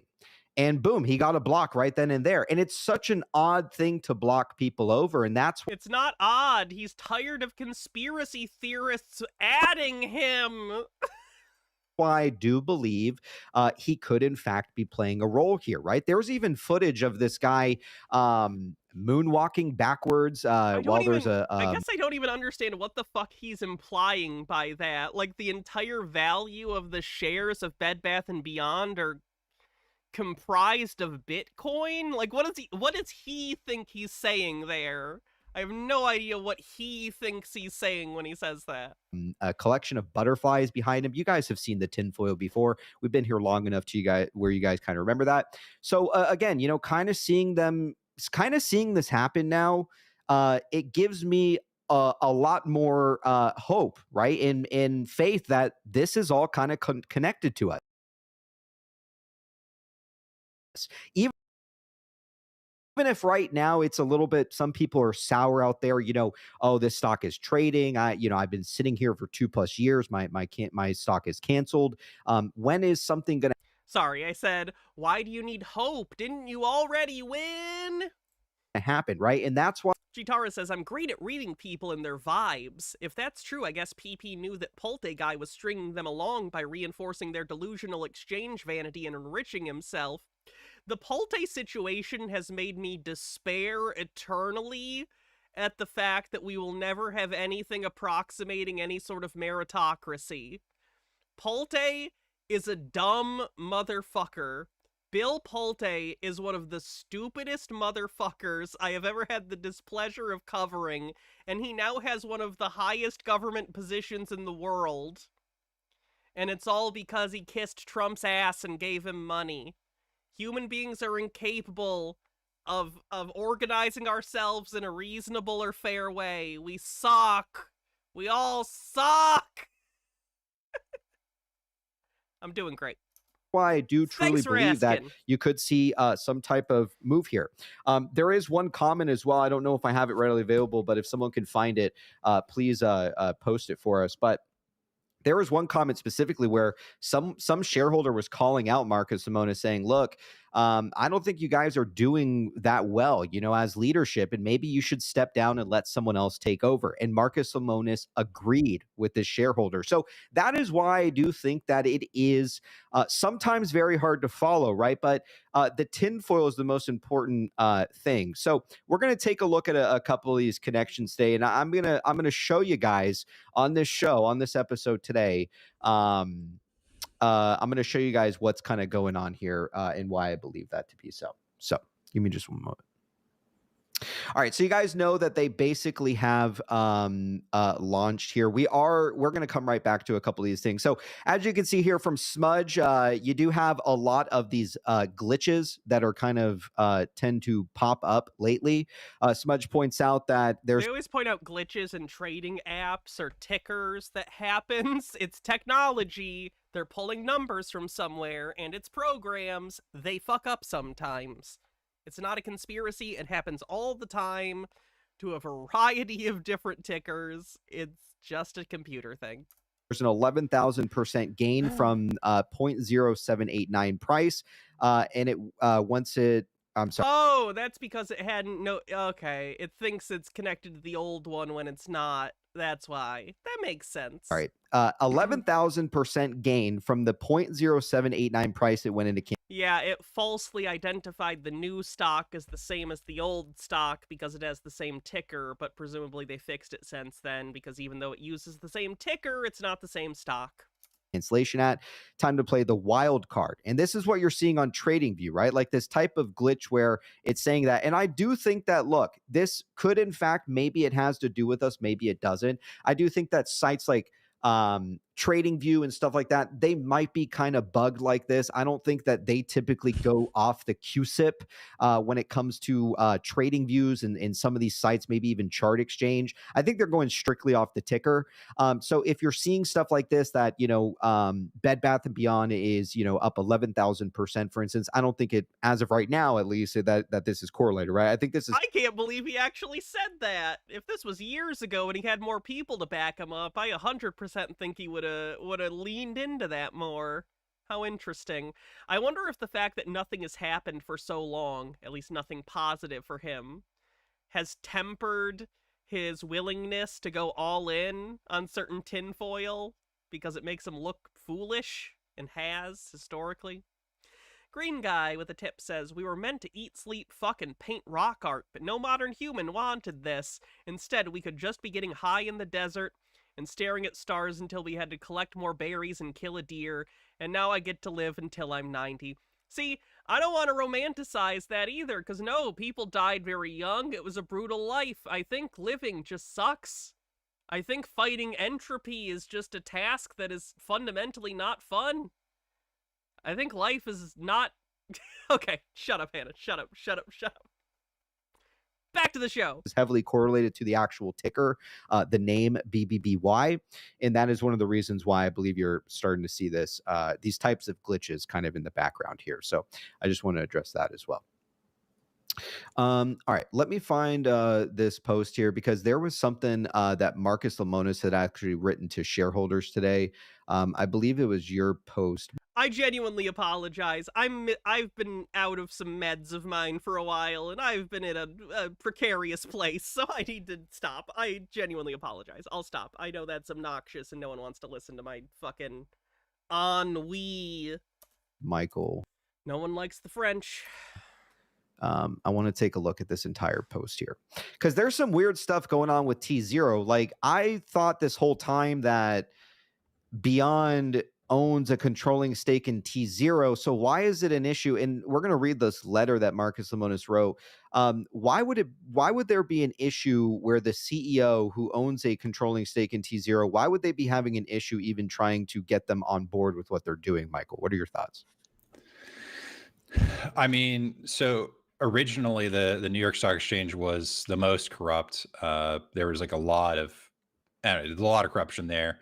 But then it's I love whenever Michael starts talking, it's immediately like, here's the conspiracy I'm about to talk about. It's consistent. Seems like the NASDAQ came out, and pretty quickly then they were like more corrupt. And so you saw a lot of companies moving over to the New York Stock Exchange because it's less corrupt. Also, like, I'm just trying to look at what's going on, right? Like, someone else, if they have a better idea of why IEP is not recovered, let me know. But you know, that was funny.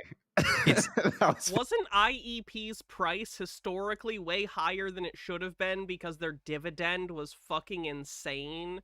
Like, didn't they give a dividend that was quite higher than the industry standard, which caused more people to pile into the stock in hopes of chasing that dividend? But the dividend was so high that it became cumbersome to their bottom line, so they ended up having to pull back on the dividend, which made a bunch of people jump ship on the stock. Like, it was a structural thing. The whole thing was kind of fucked. So they're expecting it to return to this, like, mean that it used to have, but that previous high was based on inflated numbers, so it's not going to go back to that. I don't even know what the deal with IEP is right now, to be clear. I'm not an expert on it. I've not been following that, but that's my rudimentary understanding of what was going on with IEP. Thing is how could it all not be connected, right? Sure, like, no, I'm with you. Like, who was one of the main people that screwed over Bed Bath and Beyond? It was the Mediterranean Shipping Company, right? So these did it? Ocean cartels. What did Epstein these ocean cartels want to do? He wanted to do the Terramar. He wanted to have his own, like, country, this collective whatever thing in the ocean, right, to control all that. So it's like, who has a ton of influence? Well, it's the country that has the only way they can really put their money and their resources out there is through organized crime, because no one wants to do business with them because they're so corrupt. So it obviously plays. PP just like, yep, shut up, is a huge factor. And but anyway, yeah. As far as you want me to read this letter first? I mean, because also, I mean, Sorry.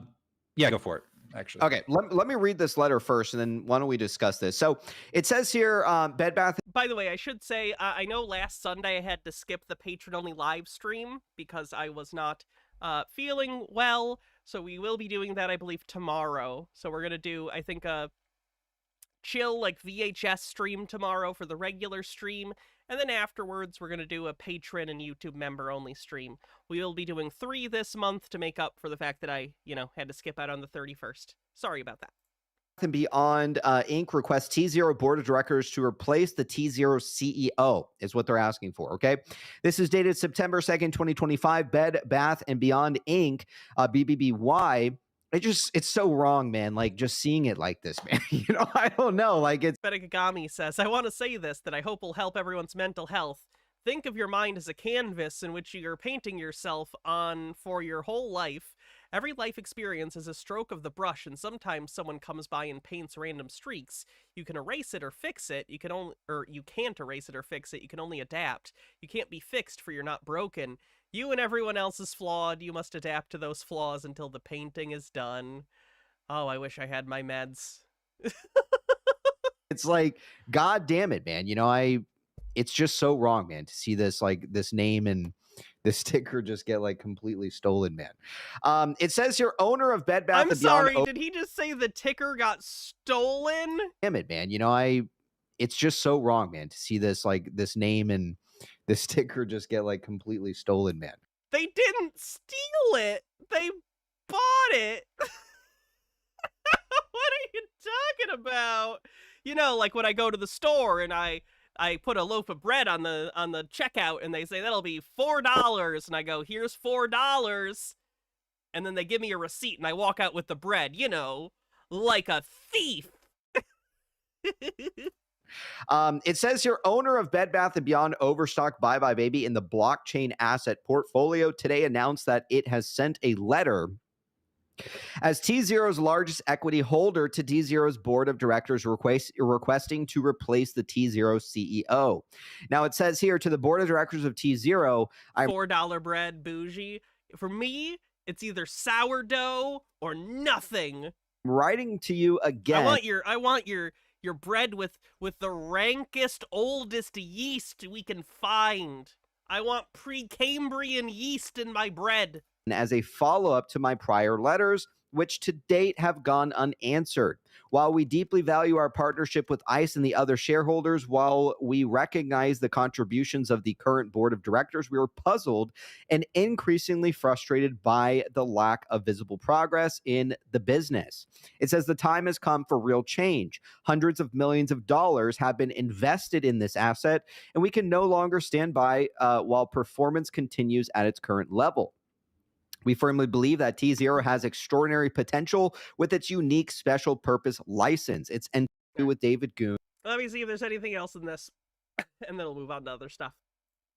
Because I don't want to subject you to having to listen to PP for hours at a time. I have no idea. So Makers comes back. Quite a few. I mean, we're talking about in 2008, but he also made sure they got their bonuses, right? So that's a lot of conflicts of interest there. And so I just really think like the number of, how many financial institutions do you think are going to go down, when Bed Bath & Beyond comes back?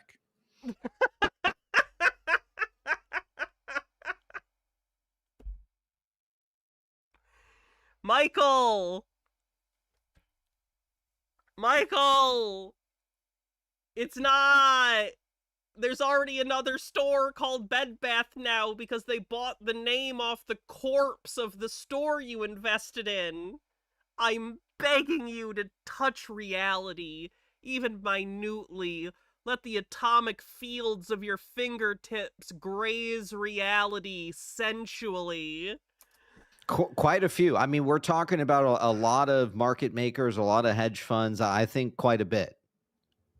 Yeah. Yeah. And so like it's an existential threat to them. The world economy is tied to Bed Bath & Beyond. I'm going to start a currency and it's going to be backed by the insanity of conspiracy theorists. And we're all going to be rich. And, I think we don't know all the people who are short yet, but I think people in the background do. I mean, there was a post, I think it was one that you wanted to talk about with Virtu Financial. I think it was Jake's post, was it? Bobby Cat. Oh, Bobby Cat's, right? Yeah, Bobby Cat had made an update. That was one of them. Yeah. Yeah, so it's like Virtu Financial is Do you definitely. think Michael is pronouncing world economy with parentheses? Yeah, 3 of them. Yeah. He's that. He is 100% that. Definitely going to. I mean, they're For those that don't know, Michael engages in a lot of anti-Semitic conspiracy theories. definitely going to blow up, and Yeah. I think that's why it's so key that the RICO starts there, and why it's so exciting that Doug Sifu stepped down or got fired or whatever is because like that's where all the bodies are. That's where at least that's who knows where all the bodies are, because you think like where are the counterfeit Have I ever tried bread made with spelt? It's an ancient variation of wheat that's existed for thousands of years. I've not. Is shares it good? of Bed Bath and Beyond? They still think BBBYQ is gonna make them rich? Yes! Why do you think they're here? You think they're just having fun? They think they're gonna be rich! Well, point. Yeah. so what they did is they created contract for different shares over in Europe, and then they put those contract for different shares inside the mutual fund. It was like called Mid-F, which was like a Oh, this is also random, but they have special edition Oreos that are filled with Reese's peanut butter. Get on that. They're good. It's like a brownie with peanut butter. Check it out. mid-caps, foreign, for United States shares, right? And so that's trading in London in 2022. And then as soon as Ryan Cohen sells his shares, that whole ETF just blows up, like, and just stops trading. So like, why does that happen? And it's like, well, if they were holding those shares and had all these locates and they were like, You know what? I've been depressing, so I'm going to say something that I'm thinking about to make me feel better out loud in case I've made you sad. Maybe it'll make you feel better. After this, my wife and I are going to hang out. We've been watching the new sequel series to The Office called The Paper. It's been surprisingly good. We put it on thinking, let's make fun of this probably terrible sequel to The Office. Surprisingly, actually, a quite funny and endearing show. So maybe check that out if you're a fan of The Office. Secondly, we're going to make burgers for dinner and fries in the air fryer. And she got a frozen apple pie that we're going to make. It's going to be good. I'm going to have a good night with my wife and our cats. And it's going to be nice and cuddly and happy and good. Everything good about humans will be there. And all of the bad things aren't allowed. All right, anyway. rehypothecate him, and suddenly they actually had to sell those shares. They couldn't find them. And so if you think like all these counterfeit shares have existed for a long time. So in order to find out who has the liability for a lot of those shares, you'd have to say, well, who did they Jitara says billions must thrive. where did that ETF get them from? And so like the trail to find out who actually has those shares, they're not even real shares. They're just swaps that are contract for difference. So in order to even track down who has those shares. How come the kids no longer show up in the vids? And I did do the hydrate. I just don't think well, right now the door is closed because Baja was hanging out with like a friend of hers. And, they were talking and there was kind of cross. But usually I think they just don't come in here as much anymore. I don't know why. It makes me sad. I wish they'd come back. They still come and visit all the time, like when I'm not in the office. It's just for some reason they stopped coming in here as often. Don't know why. Oh, that happened after we did the foster situation and the cat was in here. The other cat was in here for like weeks and weeks, like a month. And then after that, they stopped coming in here as often. So maybe they're afraid he's gonna show back up and it's his territory? I don't know. Which were only a locate, is actually pretty hard. And I think most of them are outside of the No, we're not going to take them off the card. Country. I will coax them back in. And so that's why, the RICO going into Virtu Financial is important. And a video that I totally forgot from our show, like, a long time ago, Pulte said, he's like, I really think this is a RICO, right? And he did say that. Yeah, It's not Rico. said that more than one time. Yeah. And he says, Virtu Financial needs to be sold by July, or PP zoned out. Oh, 100%. Is his vape, have we ever confirmed, is his vape, like just flavor? Is it nicotine or is it THC? Like, is he getting high as shit on stream right now? or things are going to get really Because that's like broadly depressing. Like if it's a 420 stream once a year or whatever, that's kind of the point, is that it's stupid and funny and just a silly thing. But like just doing it casually is just so depressing. difficult or There would be whatever it was. problems. There'd be problems, right? Yeah. And what do you know? Right at the end of July, Doug Sifu steps down, right? Mhm. So my hope is that Like, how do I put this? Maybe watching someone in their 20s get high is kind of fun because it's like, oh, they're in their 20s. Like, oh, that's fun. Yeah, do your thing, you know? But like when someone's in their 30s and above and getting drunk or high on stream, it's just like, oh man, are you okay? I don't know. Maybe that's just me. that means that the RICO came in, they finally went in, and they're identifying where all these shares are, because the CAT system wasn't active back then, right? When Ryan Cohen sold in 2022, the CAT system wasn't active, and the CAT system I don't even know that it has as much reach outside of the country, and so it's like they have to find the shares to find who has to pay up. So it's like it's not just a matter of Fidelity paying us, because Fidelity's like, okay, I mean, yeah, we're guilty, but like the people who are really guilty are, we can't find them. And so they can't pay up. Right. Very interesting. I mean, again, there's obviously some kind of shakeup that's I will do, Phoenix. I will coax the cats into being in here more. I'll try. going on at T0. And Because like I do miss having them in here. look, the fact that they want to replace the CEO of T0, I think is very telling. And, this is why I think it's all interconnected too, Michael, is because, we were in contact with the couple board members from T0. They were going to make an appearance here at the show. Once we kind of laid down, look, like, X, Y, and Z, this is like some of the stuff we talk about. We'd love to, dig a little bit deeper in what roles, T0 is kind of playing with Bed Bath & Beyond. And we never really got them on the show, right? I mean, I still have contact. Ultimately, I'm gonna skip ahead to the clip he's gonna play. I'm curious what this woman is gonna say about this. How did we, in 2023, you bought back the getting Sugov IP, the vibes. customer list. How did we get here today? Take us through that. I'm happy to, Ashley. And it's an exciting Ugh, media personalities. I'm happy to, Ashley. I'm a real person. story. First of all, I just want to acknowledge how thrilled we are to have our name changed today back to Bed Bath & Beyond. Man, I can't imagine why younger people hate legacy media. Wow, I wonder why they're so sincere and real and not propaganda. Which is an iconic brand for consumers and retail investors. We know this brand is something in the hearts and minds of consumers and Wall Street, so we're really excited. We've changed our corporate name from Beyond Inc. to Bed Bath & Beyond, which is our biggest, largest IP in our asset portfolio, and we're excited to do that. Do finance people know everyone hates them?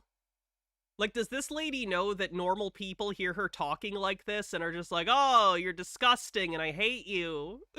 Like, are they aware at all how, like, disgustingly inhuman and robotic and, like, fake and cynical and just, like, ugh? Like, do they know? All right, and Like, she's not even acting like a human being. take me on the journey from purchasing this IP and customer list, and kind of and now you're going to be launching all of these brick and mortar stores, which is so exciting. Where are we today with Bed Bath & Beyond? Gosh, we're Bed Bath. Gosh, I'm just so excited to talk about Overstock.com's recent purchase of Bed Bath & Beyond Incorporated. Bath & Beyond is the same old trusted brand that it always has been, and that's Wow, so trusted it went out of business. what I'm most excited about. But one of our big things that's important to us is offering an amazing array of value products online, as well as what you mentioned, Ashley. It's so funny because that's not even close to what Bed Bath & Beyond's original thing was. They were not discount. If anything, they were way overpriced. It's one of the reasons they went out of business was they couldn't compete with like Amazon and other stores that offered basically the same goods but for cheaper. Not necessarily the exact same ones, but if you wanted plates or silverware or an air fryer or a spatula or towels, you could always get a cheaper version elsewhere. So it's funny that she's acting as though that's part of the Bed Bath identity, when really that's Overstock's thing. It's just Overstock.com with a new coat of paint. Having our brick and mortar stores come back. So we opened our first. See, my thing is that they already had the IPs, right? They already had the stores in line, right? They're already like making money. The websites are live. The websites are active, right? I mean, I don't know if they were making money. I genuinely don't know what their bottom line looked like. They're making money off the brand. Are they? It makes no fucking sense to me. Why? And again, sure, some people will argue the fact, oh, you know, Marcus had mentioned that BYON and beyond are getting confused. I don't really buy that BS, to be honest with you. Sure, maybe you could argue that fact, but I don't really buy it. You know, and this is why they needed the Oh, did it have a similar stock ticker to the company that makes Beyond Beef? That would make a lot of sense, actually. original ticker, right? They didn't just want to change it again. Why not just keep it fucking Overstock, man? OSTK, they're Because they bought the name Bed Bath, and now they're Bed Bath. They don't want to be Overstock. Apparently, they thought that Bed Bath would be the better identifier as a brand. there you go. You have the same I think they're about even, but what do I know? I'm not a shopper of either, so I'm not the demographic that they're looking at market research for. fucking, there's no difference. You're not going to be confused with Beyond Meat. Now you're confusing fucking OG Bed Bath investors that this thing is back to life, right? So It seems They're only confused if they're intentionally confusing themselves. No one is confused about this who isn't in a cult. like they want to confuse people. which is why, again, the last couple weeks I've been really deep in thought, man, really analyzing things, going back to all the old streams, going back to old things that ABC said, what you said, other people in Marcus especially, and even Veltwin says, to the point about Amazon and online retailers, I think big brands are generally less important going forward. I wish. I hope so. Branding has always been a fucking scam. Like, the idea of having, like, a trademark that says, like, this is our product and you can stand by it, like, that's not what I'm talking about. I'm talking about branding, cultivating a brand identity that, like, consumers relate to. That shit makes me sick in my stomach. Provide a service. Provide a product. If it's good, great. Stop trying to manipulate me emotionally into buying Coke. even Bill Pulte. And again, you know, it's starting to make a little bit more sense to me. And the fact is that they didn't even have to change the corporate name. Now the corporate name is Bed Bath & Beyond Inc. Again, I mean, you can't fucking make this shit up, man. Let's listen to what the rest she has to say. Neighborhood retail store in Nashville, Tennessee, and we expect to convert 250 to 300 stores over the next 24 months nationwide. All right. And what is, like, how, what Does Overstock have in-person stores? is the rollout Never heard about that. plan for those stores? Like, when do you think people will see them popping up in their neighborhoods? Absolutely. So we did give ourselves 24 months. The good thing is most of our stores will be a conversion, so it won't take as long or as significant capital investment. We did start in Nashville. We're going to see more locations within the Nashville market, and then we're going to go from there. All right, and I was telling you that I shopped at Bed Bath & Beyond when I was going to college for my dorm room, and we were talking about how it kind of supported So you're rich, huh? people through their milestones, At Bed Bath & Beyond, a single towel was like $45. through weddings, through new homes, new apartments. Can you talk See, this is what I'm talking about when I'm talking about branding. They're trying to associate the idea of a company with life experience, not just, oh, you need a good towel? Here's some towels. It's trying to emotionally manipulate you into associating a business with, like, significant parts in your life, like, oh, we were there with you during your moving out for college and your wedding, and it's like, no. Learn your fucking place. You are a store. You are not a person. You do not have an identity. You are a building with goods I will buy if I need them. I'm so fucking tired and disgusted. about that brand, that value proposition, and how you'll be carrying it into the next iteration? Absolutely, Ashley, and you nailed it. This brand is associated with milestones in life. I think about, you know, those as being a new parent, registering at Bye Bye Baby, which is a banner under the Bed Bath & Beyond brand. I think about wedding registry, which many of us did, and then most importantly, too, I think about outfitting our kitchen, our entertaining, and also back to school. And all of those life milestones are so associated with the Bed Bath & Beyond brand. No, they're not. Oh, I almost said something that I am not allowed to say on Twitch.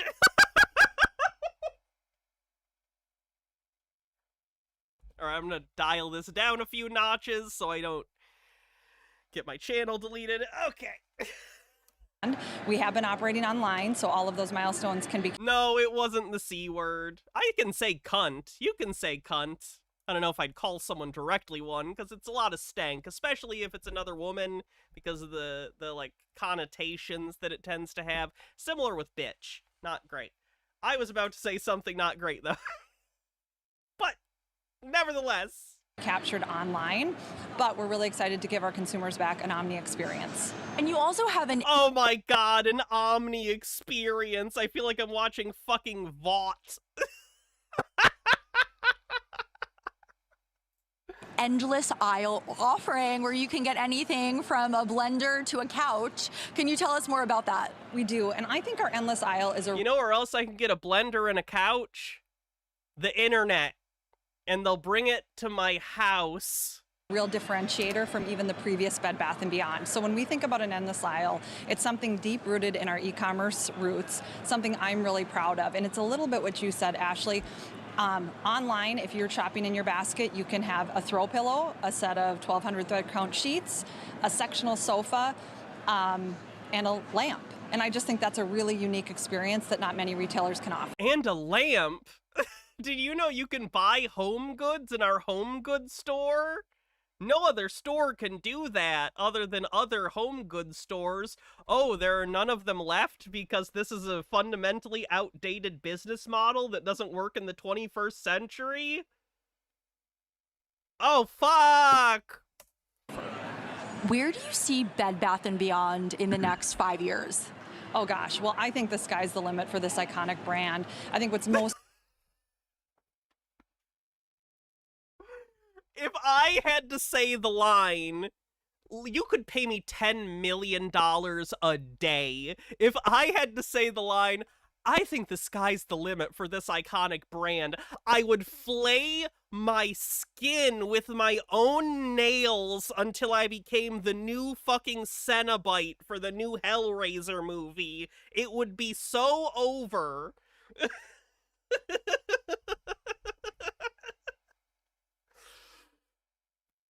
Anyway, Fennikagami says, branding is genuinely falling apart, I think. For one thing, there's so many, and advertising is so constant, it's just noise now. Also, so much of the economy is just gambling and investment now. Not to mention, branding is so sterile and corporatized, I think it's all collapsing in on itself. I hope so. I hope so.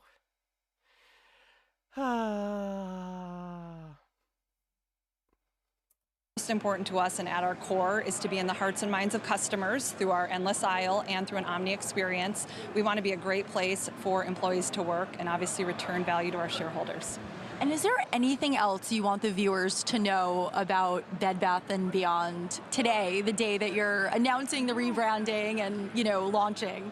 I would just say that the brand is back. It's an iconic brand, trusted brand. We're here to I can smell the bullet points that she developed or was handed. Iconic brand, life moments, here to stay. Ah, I can smell it. serve all your milestone and life stage needs, and we're really excited to do so. All right. Smells like an MBA that really, really, really shouldn't have graduated college. And how can people find Sweet Lily Love says, branding is so unimportant now. We buy products from Chinese companies on Amazon with names like and don't care. Yeah. Bed Bath & Beyond products? I would start with Bed Bath & Beyond. Let me put it this way. In my lifetime, and I'm 31, so I'm not like the oldest person, but I'm, you know, I'm no longer a young adult. I'm just an adult. Within my lifetime, all I have seen out of brands is that they have been hollowed out because they were formerly trusted, and they have been hollowed out to scam consumers based on that previous trust that they built up. So all branding is something you can build up so other people can come in and take advantage of it by cutting services, cutting quality, increasing prices, and generally fucking over customers. So I don't know, kind of sick of it. .com, and then you can also see on our page our physical locations as they become available. All right, all right. Thank you so much, Adrian Lee, for joining us, President and CFO of Bed Bath & Beyond. All right, so we have a lot going on right. today in the markets. Job. So again, I do think that it is playing a major role here. And now we're going to take a look at a little tinfoil. And now I'm going to actually connect these fucking dots for all of you right now. Okay. Probably it. thinking Peepy's crazy, man. He's always flip flopping. It's true. I am. Yeah. I do tend to flip flop a lot because you have to, right? I mean, look, if you want to try to figure this shit out before it happens, you got to kind of curate the thesis. You got to sometimes put 31 is still young, 35 is when a regular person is an adult. If 30 isn't an adult, then words have no meaning. We gotta stop doing this shit, people. We gotta stop acting like you're not... Like, I keep seeing this age fucking pushed up and up, where, like, now we have literal government people, like, I don't know, maybe we shouldn't let people vote until they're 25. Oh my god. People, stop it. You were an adult the moment you turned 18. You were a young adult, but you're an adult. You're culpable for your actions. I just want to beat my brain in with a hammer. Just a 34-year-old child. They barely knew what they were doing.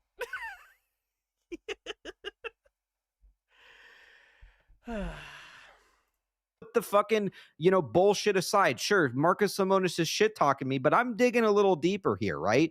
And again, that's perfectly fine. So what Mr. Duck Sauce says, I don't know if you can play this, but at 5:35, let me see how long it is. Oh, yeah, the guy that I can't play it, but I know who you're talking about. Cool. He's the fake-ass politician that just, like, goes into the room and just stares at the wall. He's a robot. He's not a robot. He's just... He's just a completely empty vessel. Good stuff. Also, Adam Scott and Aubrey Plaza, cool beans. One of the things I want to point out here that I find highly suspect about all of this, right? The fact is that they didn't have to. Penakagami says, seriously, I think Wall Street seems to know a crash is coming. I got so much investment advertising. All anyone talks about is investing and shareholding. It feels like everyone is trying to dump the hot potato is in someone else's hands so they aren't left holding the bag. Oh, yeah. The amount of retail participation in the market right now because of apps like Robinhood is so high compared to what it was back in like 2008 during the housing crisis. I really don't think even Wall Street understands that this upcoming crash is going to impact like day-to-day life in a way that even 2008 did not. Prepare for this. It's gonna be bad. I'm not gonna make a joke about it. It's just gonna be bad. To go and change the name and the corporate name and they were already trading. They have their Beyond name. They spent a multitude of years doing this. Well, one thing I find highly suspicious here is the day that BYON starts to officially trade as Bed Bath & Beyond again. All right, it happens to be Kitty's fucking cake day, man. And hold on, it gets even better than that, man. All right. There's another fuck. I'm sorry, you think that this is related to Salvatore's birthday? No. Fucking weird thing. And I can't find the post for the life of God, man. So please, if someone can find it. Your place is on hiring freeze. Basically everywhere is. We got pretty lucky. Baja's current job, I don't want to get too specific, but it seems like at least for another year, things will be okay. Funding-wise. But you never know with what's going on in the world these days, so. Someone found that the day the Oh, you're right. He is talking about Roaring Kitty. I thought he was talking about Salvatore because Salvatore uses a lion face. Stalking horse bid ended. Okay, you guys remember the 1-2 switch and the horse head popped up on the GameStop thing and it was right on Green guy says, have fun eating pie. I always do. The day that the stalking horse bid ended. Well, of all fucking days, it was DFE's birthday. Okay. I'm starting to sit here and think a little bit. Then I start to go back to some of DFE's memes as well, right? One of the major ones is where, in Glorious Bastards, you guys know the scene where they carved the Nazi sign on the dude's forehead. Does PP not know the word swastika? And they say, this is my best work yet. I'm really look. You better learn the word. How is he going to compliment Michael's newest tattoo? Call me crazy, man, but I'm really starting to believe here that this entire thing that you're seeing here could in fact maybe have been orchestrated by DFE himself. And I know it's a very crazy statement to say, man. And again, I'm speculating very heavily here. It's opinionated, but you just can't deny certain things, man. Okay. The fact that this present, all this lines up on the day of his cake day when they take the name back. The stalking horse bid ended on his birthday date. I'm trying to figure it out like a lot of you fellas out there, man. And honestly, I don't know. Maybe I am completely wrong here. Maybe I'm not. This is That's a high level of confidence. That would just be fucking crazy, right? Because how do you, that's two, there's no way those two dates land coincidentally on the same day, right? this is why No Pie is my favorite DD rider now. He's the only one who's been right this whole time. Yeah, No Pie is it's funny. He's been following the Wolf Speed bankruptcy, and he's claimed himself to be the Jake 2B of the Wolf Speed bankruptcy. Oh, So No Pie, love No Pie, man. Love it. And again, I'm gonna show you guys something that's also fucking weird. Okay. A fan favorite here, it's ABC, right? We all love ABC, he's like he's the father of the community, man, For the Win Biz posted this. I thought this was highly fucking interesting too. And then again, stay with me here because we're about to get into a couple more dates. Okay. Anything else before we move on? We've spent so much time with PP's fucking delusions. Stuff's been like ripping. I think it's up like the stapler. When GameStop listed the infamous stapler. Oh wow, they actually pulled in another person. Let's hear what this person has to say. Yeah. So, but future or the past or whatever, Suzuki is that before comp structure in people's face. It's a new person. And it's there. Well, maybe not new. I'm not familiar with him. What's going on, man? Always good to hear from you, man. Dude, good. How are you been? Great, man. Yeah. I wasn't really expecting you to be on this early. I was going to have some lunch first and put together the DD I was talking to you about because it's completely it's like we're talking about like putting these puzzle pieces, like tinfoil puzzle pieces together. I have like another huge section. Oh. A tinfoil puzzle would actually be pretty dope. Just a puzzle, but it's just reflective like silver. That'd be a difficult and cool puzzle to put on a wall. Oh, wow. Add to it, which goes all the way to crypto and You ever mod podge a puzzle? It's good shit. Ethereum, which frame it though. Which is a huge piece of this. But do you want to like it? Yeah, do you want to finish up whatever you're doing? I'm still getting it organized. I wasn't like fully prepared, so if you give me like 5 minutes or so, I got. Yeah, no problem. Yeah, sit in. We'll. I'm sure there's a couple other posts I can take a look at, and then when you're ready, we'll hit it head on. That sounds great. Yeah, sure. This won't take me too long. I almost got it all. There are monocolor puzzles. Together, They're generally higher level challenge puzzles for people who are very into puzzles. Sure. My wife is into puzzles, so I've seen like puzzle YouTube videos about a person who like reviews puzzles and talks about the puzzle industry, which is a whole thing. I think this is a huge component, and again, this is like really tinfoily, so it's like you're not going to see like a lot of like official dockets or SEC filings or anything for this. So that's fine, man. We like our speculation here at the PP Show. I want to hear it. Look, is it even fun? It's challenging. The challenge comes from more being able to identify the shapes. Like, is it something I would enjoy doing? No, but people do like it. Yeah. Some good shit. I brought you some good shit today. So excellent. Good. Very. I would also argue, though, many people would not understand, like, I don't know, why I would want to watch Kingdom of the Spiders. Everyone's got different interests.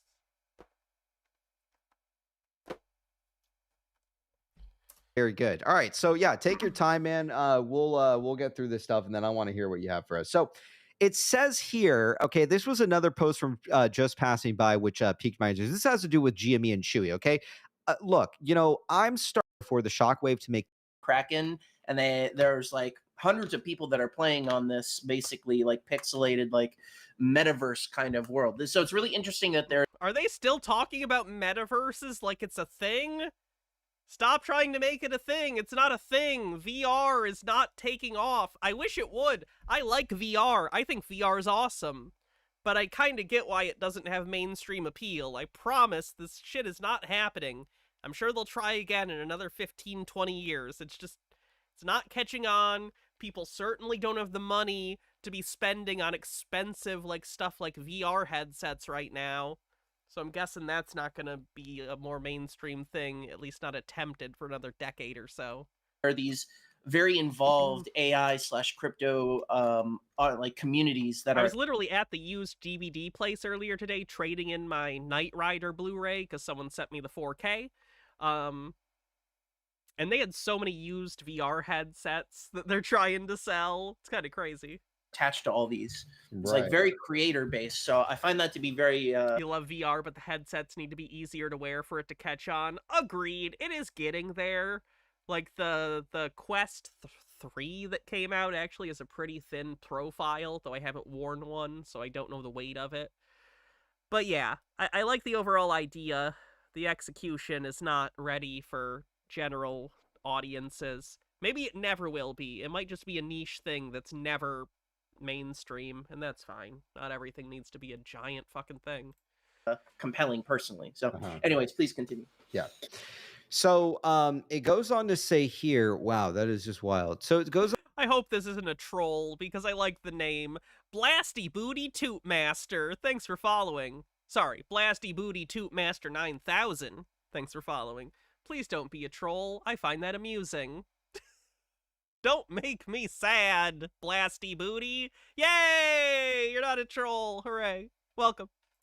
goes on to say here, however, anyone curious to know, so long before this, Suzuki was already well known for having its own D-Rabbit Can't do VR, it makes you nauseous. I'm very lucky in that VR has never made me nauseous, except once, and it was when I got a VR game that's basically off-brand Spider-Man, and you're swinging around the city, and it literally, you're in first person. Imagine Spider-Man swinging through the city in VR. That one got me a little bit after I played for an hour. VR's fun. Overthought, thanks so much for gifting a sub to our new follower. hole of data and direct links to Suzuki to the Roaring Kitty himself. This particular thesis is supposed to stay focused on connecting FBB4 to the Roaring Kitty. So I won't go into all the details here. However, anyone curious to know more about Suzuki's direct connection to the Roaring Kitty should definitely look into that further. The one very specific detail about Suzuki is that we are going to look at right now takes us all the way back in time to one day before the return of Roaring Kitty on X. Let's take a look at that. Sorry about that. Go ahead. It says 511. It says 511 Suzuki meme coin launched and posted a meme on X, which is still pinned to the top of its. Okay, I'm done with PP. Let's move on. Let's see. Here's some more Marantz clips. Boop, boop, boop, boop, boop. There we go. Life behind it. Oops, sorry. Let me switch the perspective. There we go. I know that they're coming in at 140 reports in 10 days, guys. I put my life behind it. I know that they're coming in at $140 million profit for a quarter two where they've never made a profit. And they're not supposed to make a profit. You're so wrong about GameStop, but it's okay, man. You keep believing what you want to believe, and I'll be right here. I have over $30,000 of my own hard-earned money in there. That $30,000. You're up to 30,000 now. Wow. Imagine if he put that in, like, a mutual fund. Holy shit, he'd be doing so much better. Is going to turn into 3 million, and you just don't know it yet. But I do. What else you got? I got crickets, bro. I got crickets. Oh, he's doing great. GameStop, I'm about that. You want to know more about GameStop? Well, first, that's all I talk about. 2, we're correct. 3, it's a great investment. You know, the idea is... He didn't lose 30,000. He does have that right now. And I did pull up GameStop's price, which is still overinflated. But what I do find interesting is we're getting pretty close to the 5-year chart no longer showing a profit. We're almost to the point where it's been 5 years since that really big run-up in 2021. So next year, we're going to be looking at the 5-year chart for GameStop, and it's going to be even more evident that it's not going anywhere. At least not anywhere good.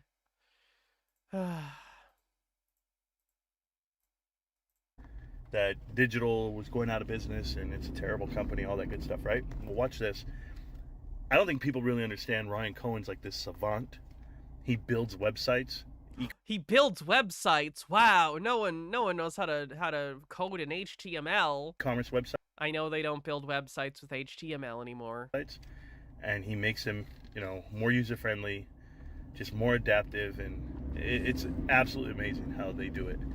And he did Chewy, and obviously GameStop looks amazing, but not just GameStop, it's the powerpacks.gamestop.com that's next level. So yeah, it's the greatest investment you'll ever see. And I think all of Literally the S&P 500, like any fund that's a general like mutual fund that pulls from a lot of big stocks, you'd be doing vastly better. Wall Street recognizes that. Oh my God. In this case, he picked GameStop, and he put $10 million in it this year. Yeah. I'm trying to tell you guys, these guys are billionaires for a reason. Ryan's in his 30s, man. Wall Street hates him. They can't handle it. He's going to be here forever. He's going to be a trillionaire. The first trillionaire in the world will be Ryan Cohen of GameStop. Imagine talking about the first person to have $1 trillion in net worth and not being disgusted at the failure of human beings to keep our society functioning in a reasonable way. Instead, you're cheering on your personal meme stock daddy to become that guy. That's fucked up, man. The Devil You Know with 42 months says, 42 months of tinfoil sobsits and stock twits. Thank you for all the time and entertainment. Thank you. And also, if I was a radio station, that would 100% be our fucking call. It would... Instead of the 80s, 90s, and now, it would be tinfoil sobsits and stock twits. Here 24 hours a day at WKBHANNA.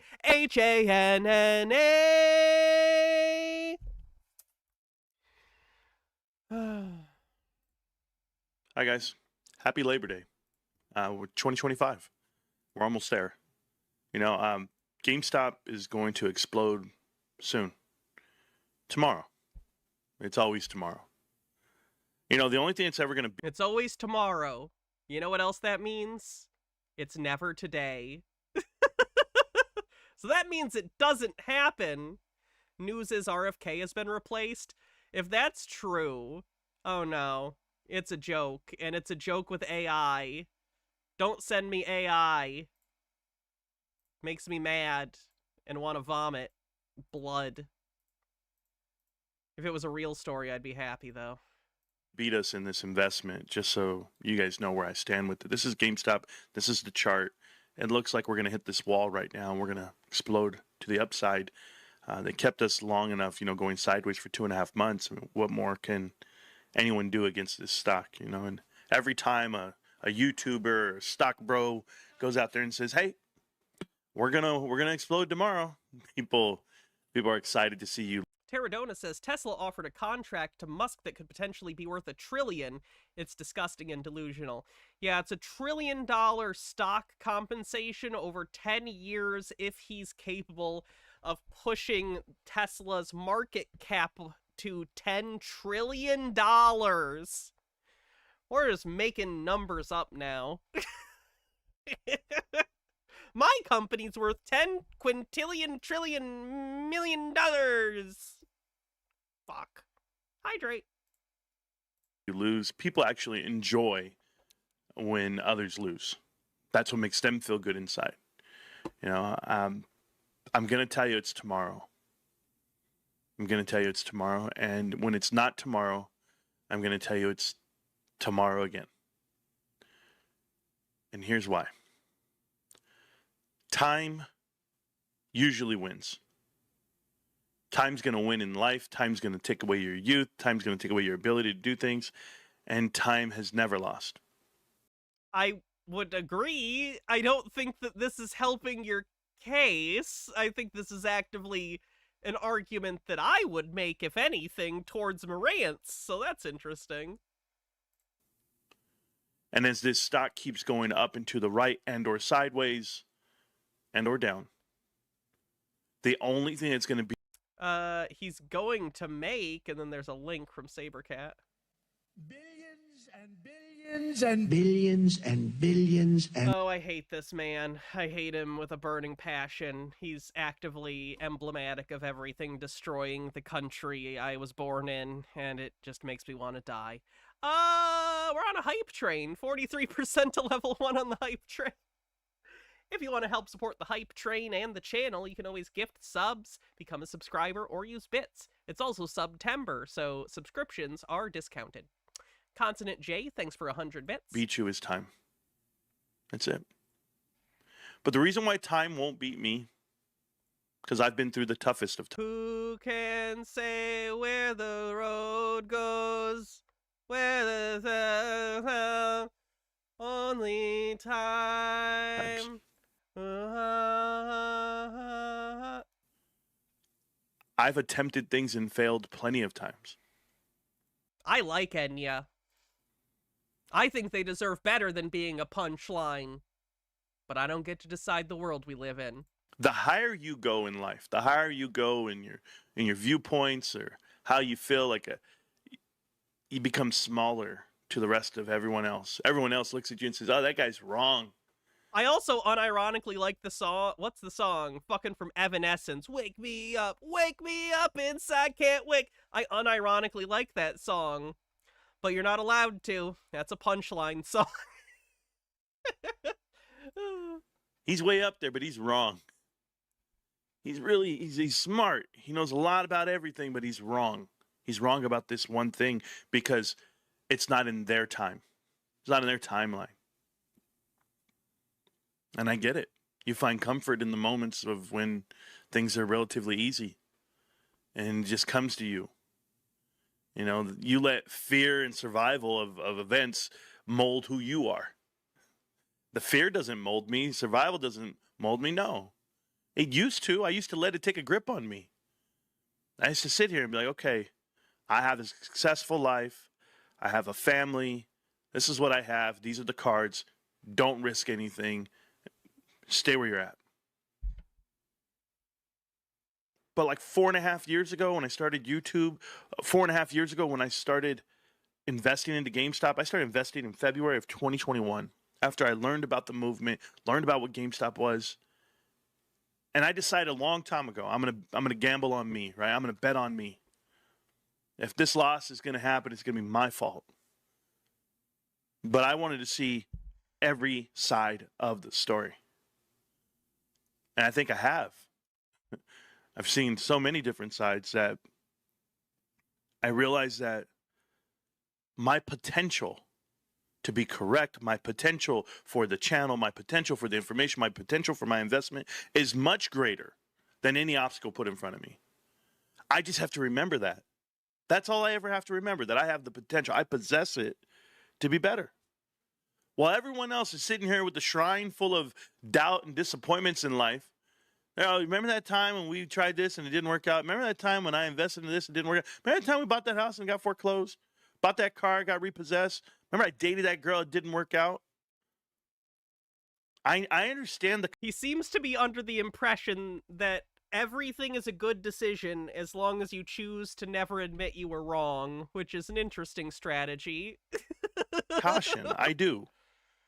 What I don't understand is why people wake up every day hoping for your demise.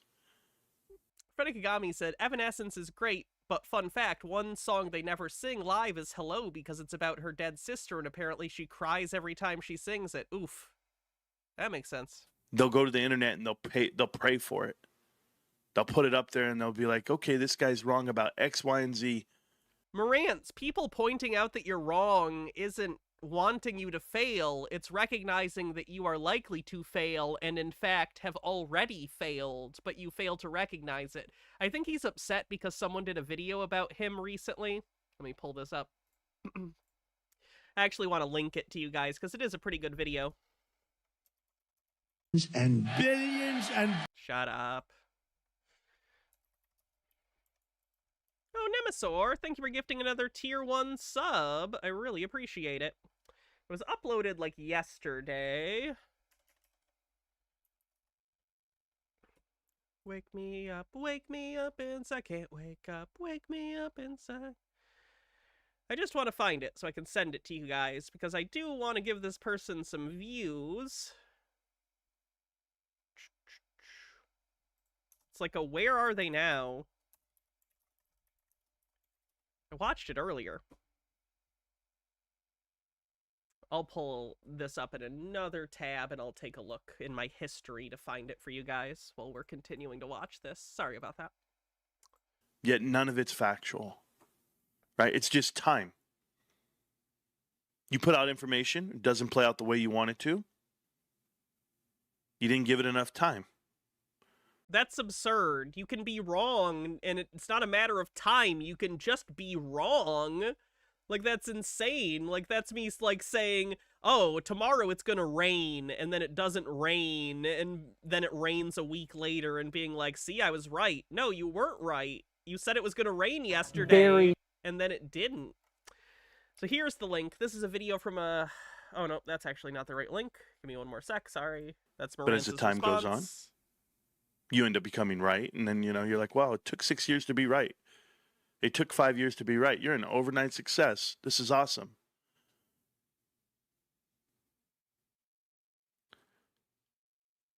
I don't know what Ryan Cohen's going to do with this company called GameStop.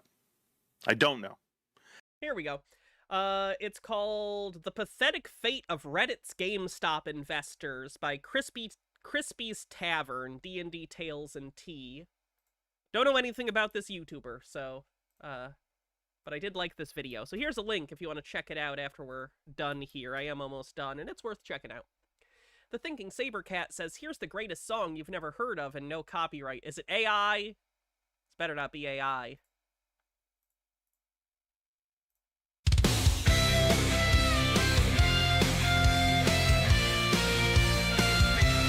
Maradona, thanks for gifting 5 Tier 1 subs.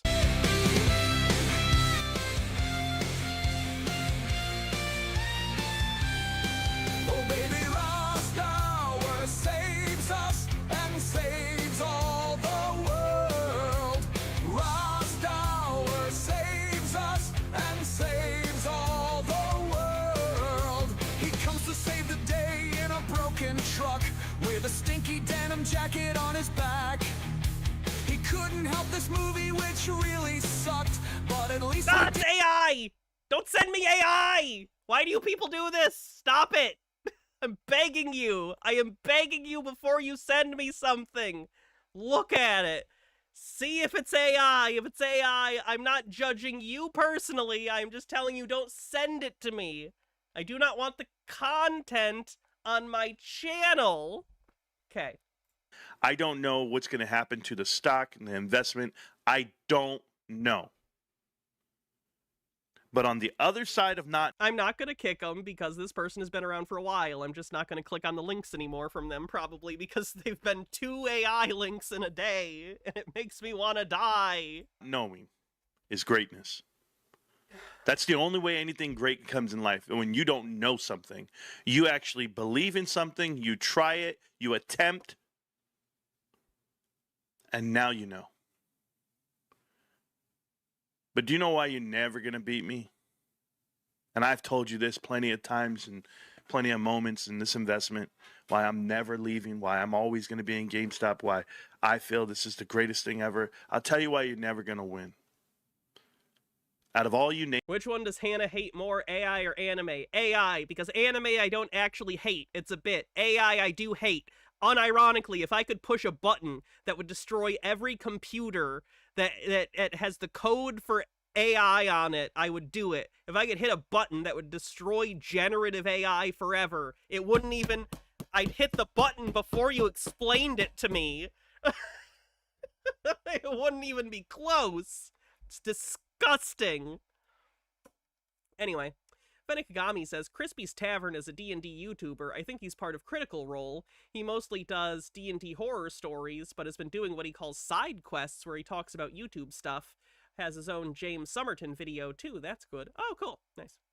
Naysayers, out of all you stock bros who think you know the market's better than everybody, who's betting against Ryan Cohen, who's betting against myself or anyone else as part of this channel.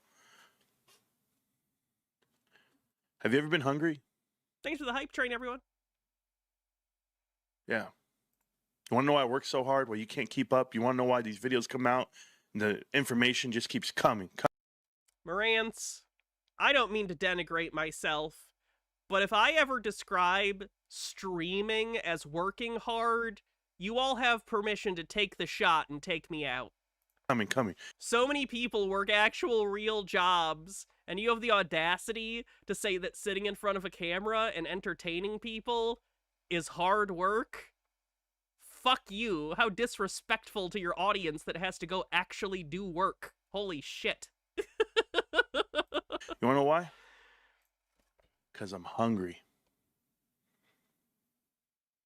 You know what I had for dinner? Hunger.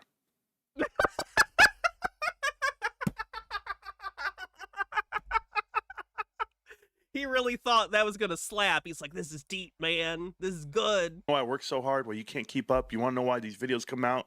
And the information just keeps coming. You want to know why?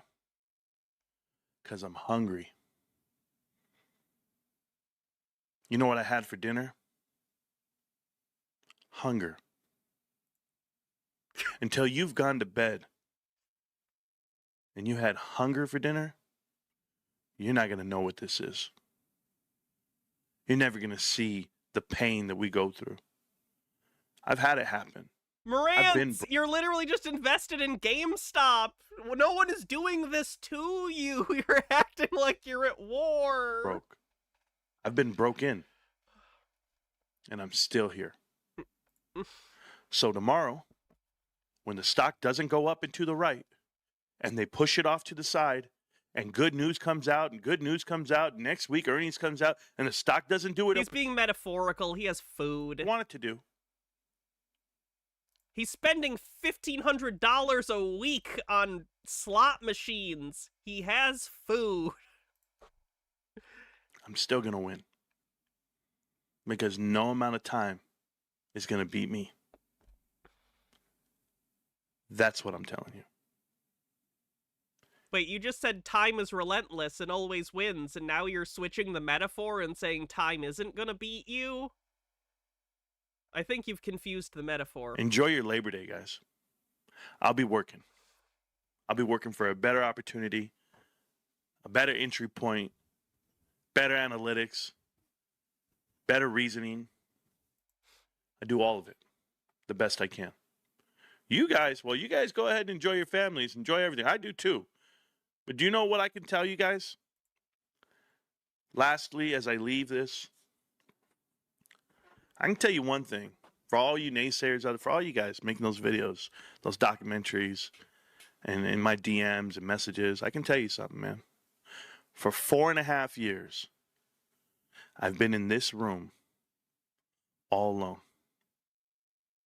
With thoughts in my head, with nobody behind my back, pushing me, nobody saying, come on, man, need another video. Come on, you need to find this answer. Come on, man, you need to do another connect the dots. No. I've been by myself in a box for 4.5 years. You think you're going to beat You're married, what? me because the stock doesn't go up? Try being this hungry. And I'm not the only one. I think you mean desperate. You're saying hungry, but I think you mean desperate. I've got, 14,000 people that are just as hungry as me. That have been in a room with their friends and family, listening to this show, watching this show every day, live stream, videos, all of it. Because they're just as hungry. Well, get ready. It's time to eat. Peace.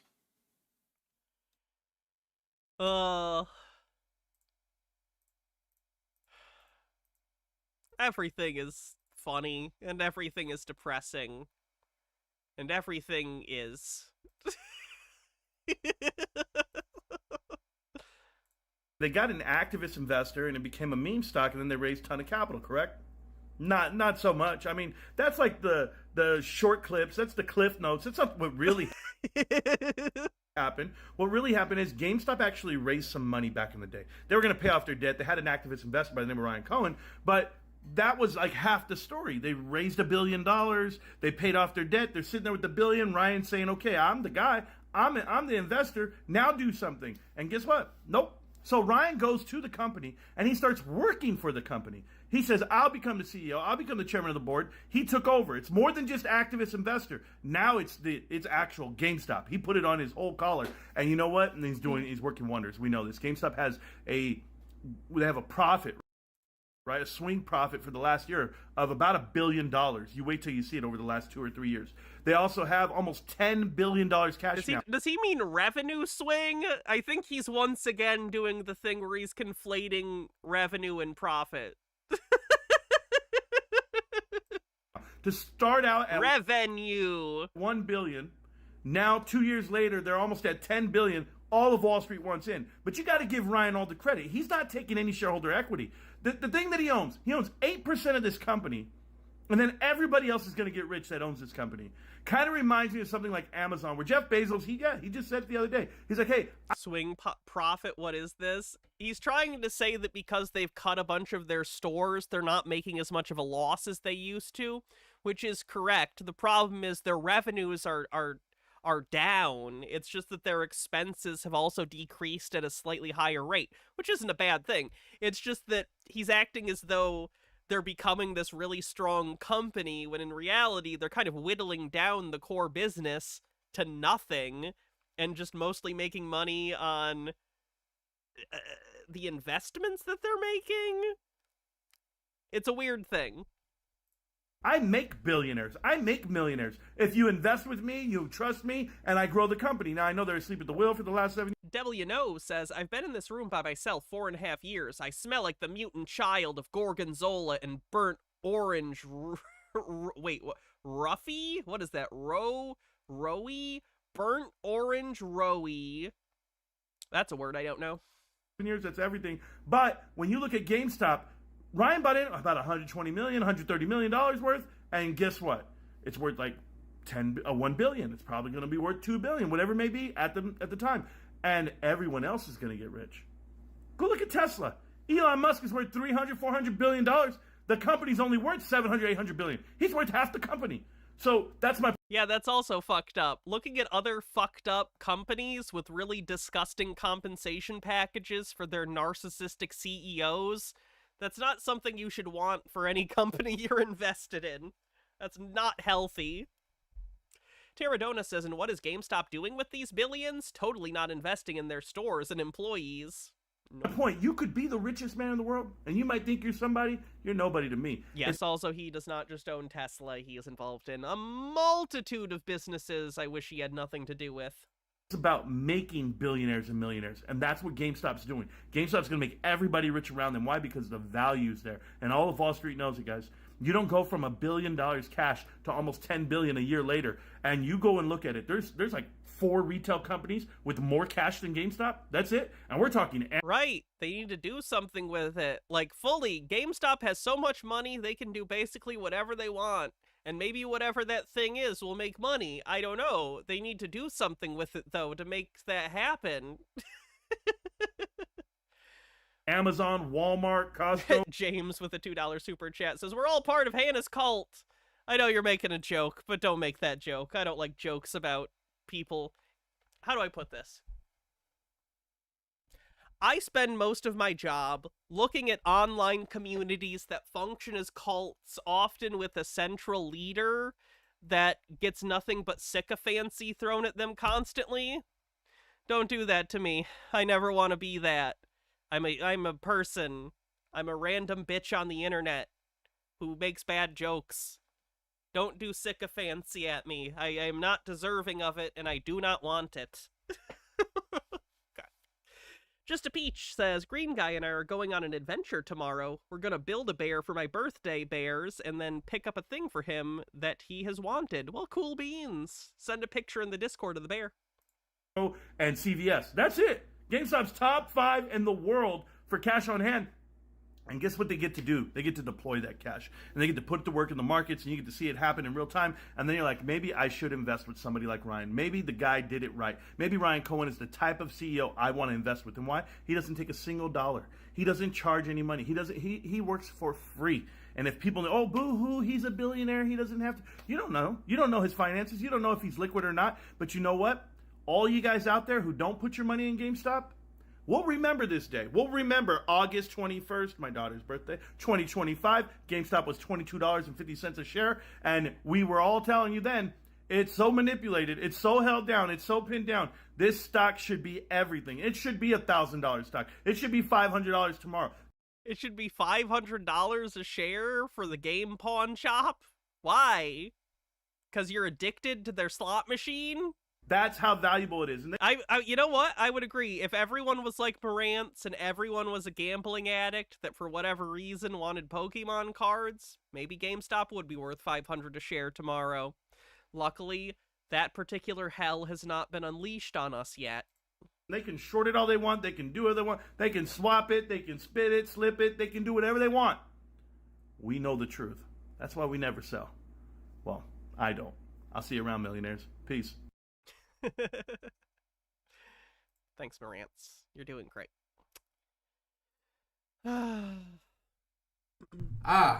Got the mic taken care of. How y'all doing today, everybody? It's Dynamite_41, as you could tell. This is the second live. I'm less familiar with this gentleman. This is, he still posts about GameStop stuff, but I'm not, like, super into this guy's stuff. So I don't know what he has to say. I don't know if it'll be crazy. I don't know if it'll just be sad. This is our random grab bag. This is our power pack, if you will. We're pulling the slot machine and out comes a random meme stock guy and we find out, is it worth me showing it to you? Probably something I should have figured out before the stream since that's my job, huh? But let's frame it like a feature and not a bug. Cool beans. Live stream of the week, so happy to be here. Happy to get back onto things and getting the show going. GameStop is a buy right now. Always will be a buy. It was above $23. Still a buy for me. It's below $23. Still a buy for me. We are so excited. We're so excited. And I just can't hide it. Oh no! Hold on, I gotta play this. Half of you know what I'm gonna play.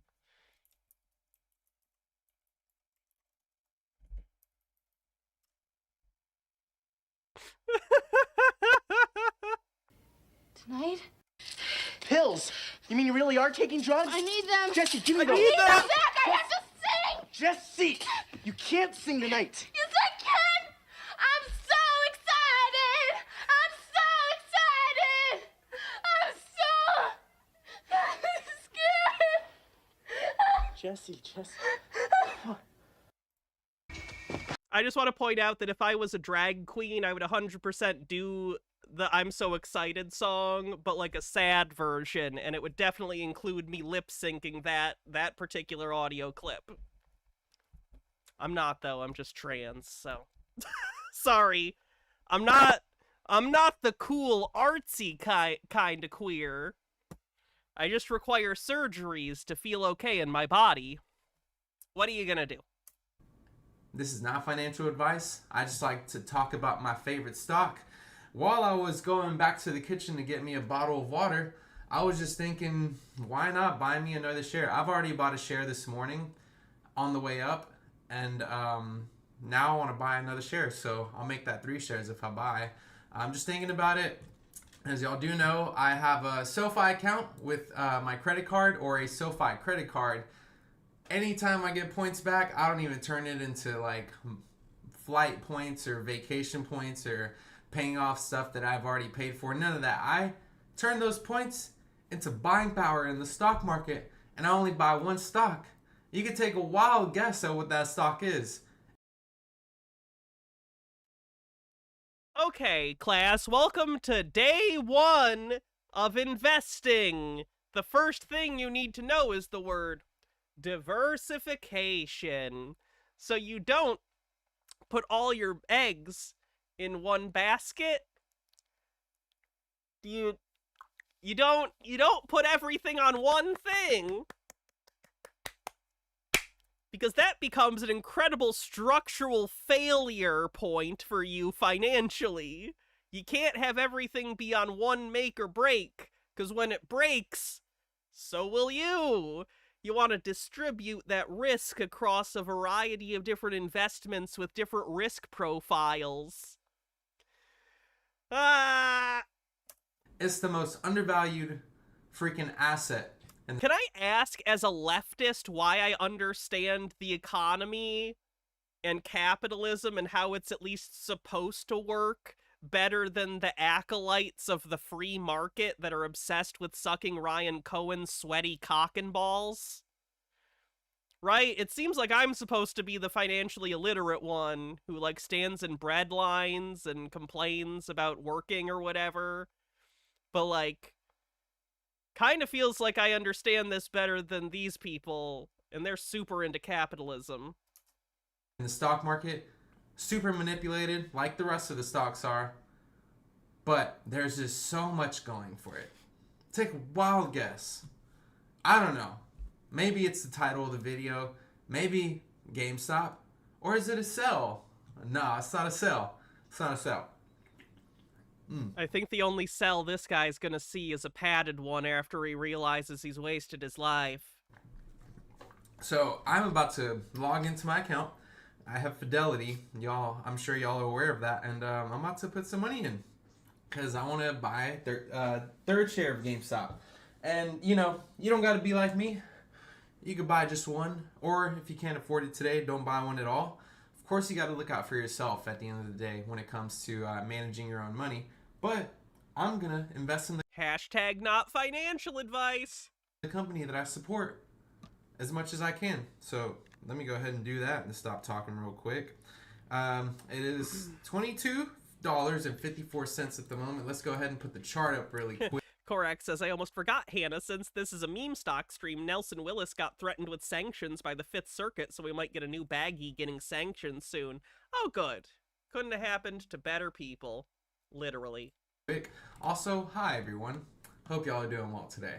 Hulk Hogan is in the house. Thank you for being here. B De Niro 10, LFG Radiohead. We love I knew he faked his death. Radiohead. Love that song Creep. Been all over TikTok and Instagram, but I've known that song way before it got big again. 51st Elitist Platoon GME Division reporting for duty. Michael Venuti is in the house.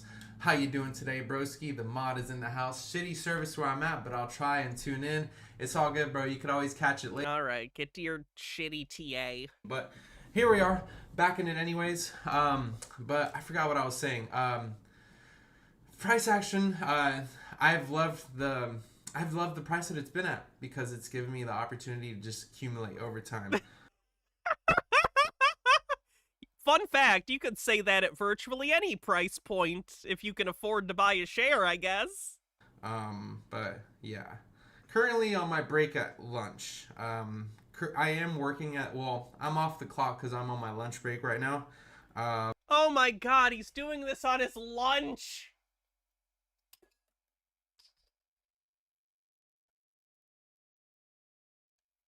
Our economy has destroyed everyone's brains. Future historians who have to look at all this and are going like, what the fuck were you people doing? I don't know. I don't know. I'm not in charge. I'm just trying to survive. I don't know, man. This is fucked. But, you know, we're out here and we're making a difference in the world. Whether that be... I think the biggest difference is probably in your bank account.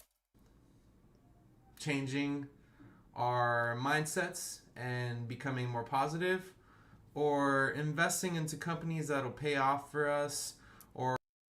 Spongy Lord says, brave of you to assume that there will be future historians. If there's not, no one will be there to say I was wrong. Or just personal growth overall. We're making a change in the world. And genuinely, though, I hope my streams at whatever fucking Amazon Web Services warehouse, wherever all my YouTube videos and stream VODs reside, truly, I hope someday they still exist in the future and someone has to look at this fucking nightmare. Shit posting from the past achieved. GameStop is that change that I'm starting with, and I feel like a lot of people can relate. All right, so I just put money in my account, so now I'm about to go ahead and load the boat and buy another share, make that 3 shares today for buying GME. And it is Friday, everyone. Happy Friday, the 5th of September. And I don't know if I've told you all before, I might have not mentioned it on any streams, but my birthday is on September the 17th of this month. I said September. Duh. But Oh, I actually feel bad for this guy. I'm super excited. I thought I'd crushed that last bit of empathy months ago. I'm probably going to stream that day. Yeah, I'm turning 31 that day. I know I am older than y'all may think. Some people have thought I was younger, but nope, I am 31 years old and out here just trying to get it, just trying to make it. And, you know, seeing where things go in life. I love the fact that everyone is still here and just kind of doing their own thing and grinding and trying to make things better, make ends meet. Wait, I what? keep getting Harold Elberman says, you want fucked. I just said that last thing because this guy's mod may well be a toxic ex of my wife. Wait, what? What are you talking about? carried away. Let me buy this share really quick so I could actually focus on the stream instead of just thinking out loud. All right, y'all. Let me show the naysayers really quick that may be watching that there is proof that I buy shares too. Fidelity like changed their app. It's kind of weird laid out. If you know, you know. Let's see. Oh, here we go. There we go.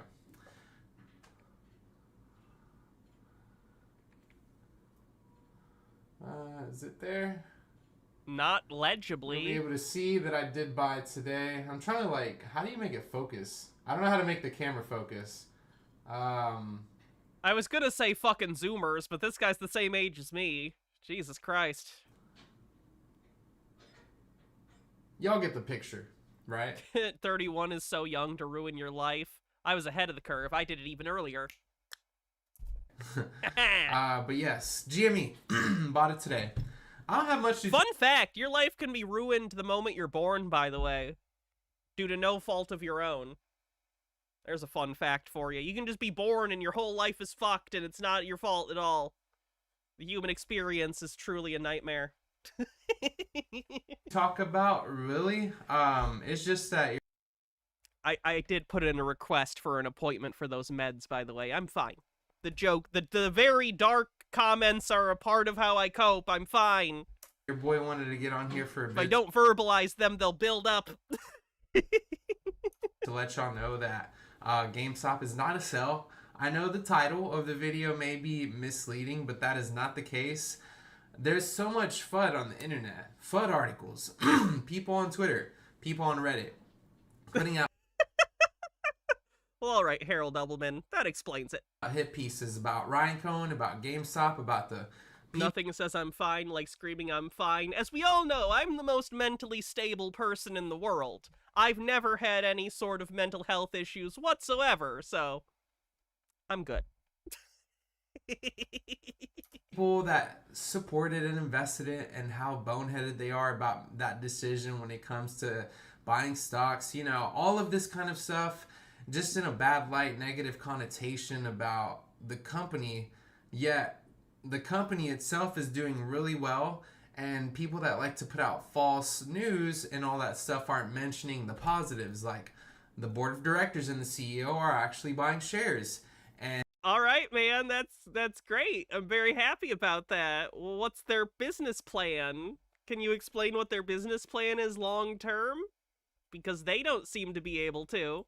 they're holding, and they're basically has Jay's a proxy says you better have a nice night after stream with your wife and kitties. Oh, I'm gonna disconnect from everything that's stressing me out and just enjoy things.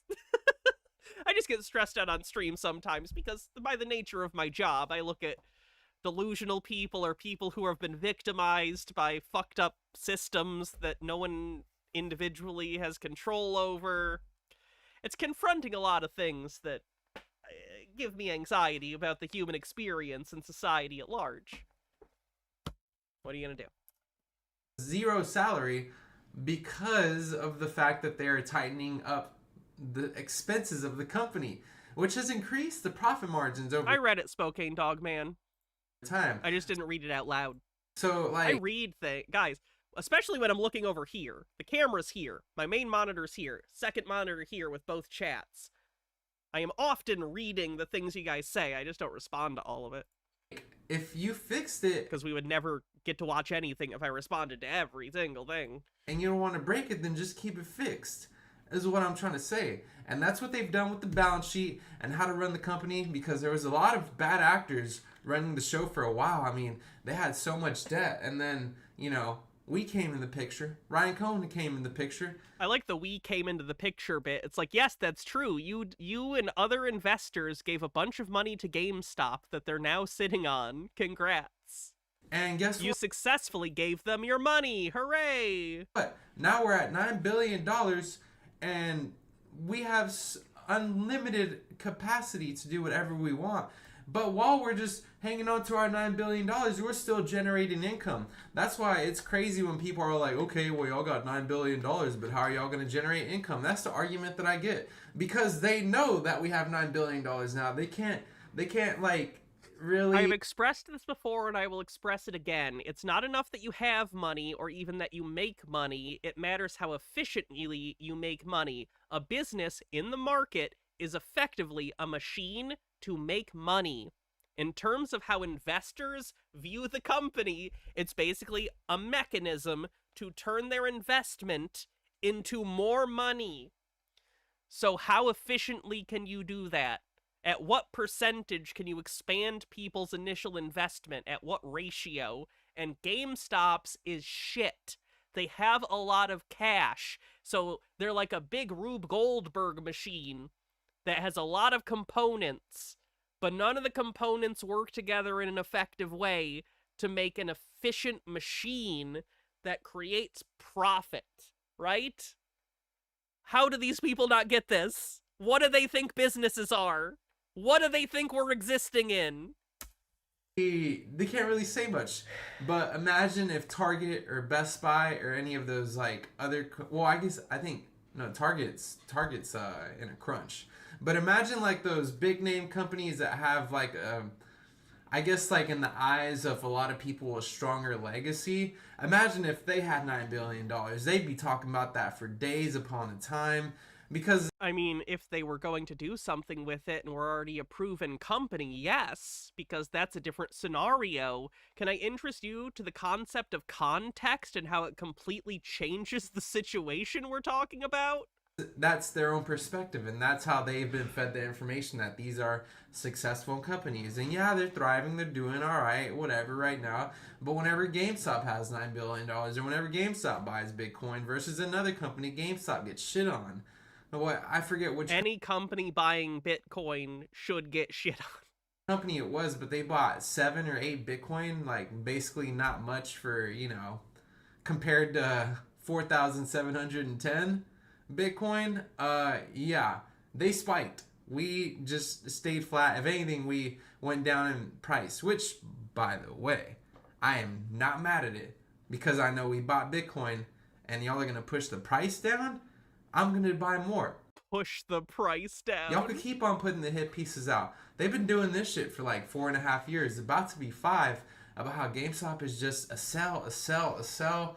And people like me and... Yes, and if you look at the 4 or 5 year chart for GameStop, it's been going sideways and down. It's mostly been sideways. It made a big rip in 2021 with the meme, and then ever since then, it's been down. Then Roaring Kitty came back, which is this spike. This is when Roaring Kitty came back and pumped it again. And it's been pretty sideways since then. We had a few spikes for a variety of reasons, but it's been sideways at best for most of this period. and you just aren't having it. We're not falling for it. I don't think meme stock people understand the concept of opportunity loss, or rather, sorry, opportunity cost. Opportunity cost is a necessity to take into account when you're investing, and they're just not. They're just not at all. opportunity cost, for those that don't know, is the idea that, all right, you have $10 to invest, right? You can invest it in this company or this company. We'll just make it 2 to be simple. If you invest it in this company, you can't invest it in this company. So are you going to make more money on this one or this one? Because there's always an opportunity cost when you make one selection and foreclose a separate option for yourself. That's an opportunity cost. Holy shit, I learned this shit in middle school. Holy shit, what are these people doing? And we're not quite... Not reading books, apparently. We're holding on. And not for dear life. At least not for me, because I'm not stretching myself thin. I'm putting in basically what I could afford to lose. Now, maybe a little more for me, but I'm content with my position and unwavering confidence in the stock. Even if we go down, the market is a shit show right now, but if we go down with the market, cool. Wonder who we voted for. It's all good. But anyways, 2261. I want to look at technicals really quick. My weekly chart. Remember we looked at it on the stream earlier this week. See ya, darling Dr. Lamb Chop. Ooh, water hitting hard right now. Remember we hit the we're right here basically. This is a weekly chart. Sorry. Weekly chart right here. So it looks like we're tapping at this trend line within my wedge that I have drawn right here. This is on the weekly. Yes, this is the logarithmic chart, so it's not the linear, so don't worry. But it is looking so good right now. I might as well delete this trend line right here. It was just like more of a roof to have on top of it, but I'd rather just have the wedge in here.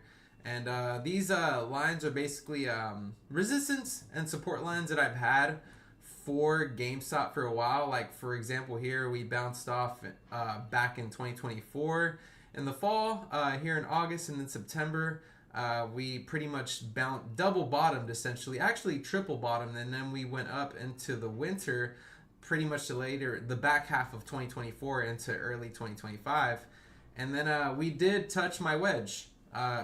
Pause. We did touch my wedge right here. And it was about, what, $33, $36, and I don't know, something like that. We spiked up there, and then we tested it, retested it again that following week, and then we just started to fall down. And these lines right here, the resistance and support lines that I have right here are on point. Sorry, I can't speak, y'all. And then I'm just going to keep them there. That's why I have them there. And what I see here in the future, let's look at it. So... more recent, of course, we had the convertible note offerings happen over the summer after the Q1 earnings report was announced, which, by the way, we beat Wall Street expectations. But because of that, and because of that news being spread out as FUD and everything like that, manipulation, if you will. Anytime things don't go how I want, it's manipulation. I'm a child and don't understand. Not everything can go my way, and it's not a conspiracy. They brought the price down, and you know what? Love it. Thank you for the discount, because it's going to go to 35 again and more. So please. Can we start explicitly teaching children that, hey, sometimes bad things happen, and it's not the concerted effort of anyone to hurt you? Like, I know that seems silly, but I really think there's like 40 to 50% of the population out here walking around not understanding that every bad thing that happens to them isn't because someone is trying to hurt them. I really don't, I don't think people get it. I think they think, I'm being harmed. Who's harming me? Let me go ahead and continue to buy down here while I can, because look, boom, we're down here at the beginning of June, and then we go in the month of July. We're still down here, pretty much under $24 for the rest of the month of July as well. The devil you know says, show me on the doll where the triple bottom touched your wedge. In August, we're pretty much below $24, essentially the whole time. And then we started to run up. Carcosian says, as a trans person, someone is making an effort to hurt me. I understand that. That's obviously not what I was talking about. I'm talking about situations in which there is not a direct connection between individual or groups of actors making a concerted effort to do something, but nonetheless people try to look for scapegoats. That is what I'm talking about. Earlier this In fact, I'd argue that sort of what you're talking about is the flip side of what I'm talking about, in that a lot of right-wingers are made uncomfortable by the existence of trans people, in large part due to A, people are paranoid about things they don't understand, and also they're being fed constant propaganda to make them feel uncomfortable. And because they're feeling uncomfortable, you must be doing that to them on purpose. You're evil, you're satanic, you're a pedophile. That's how people are. They get uncomfortable and they project and go, "You're making me uncomfortable. Why are you doing that?" We are monkeys. We are stupid monkeys. We just have cars. I guess some monkeys have cars, but they were given to them by humans. And they're usually tiny ones they drive around like at the circus. My point stands.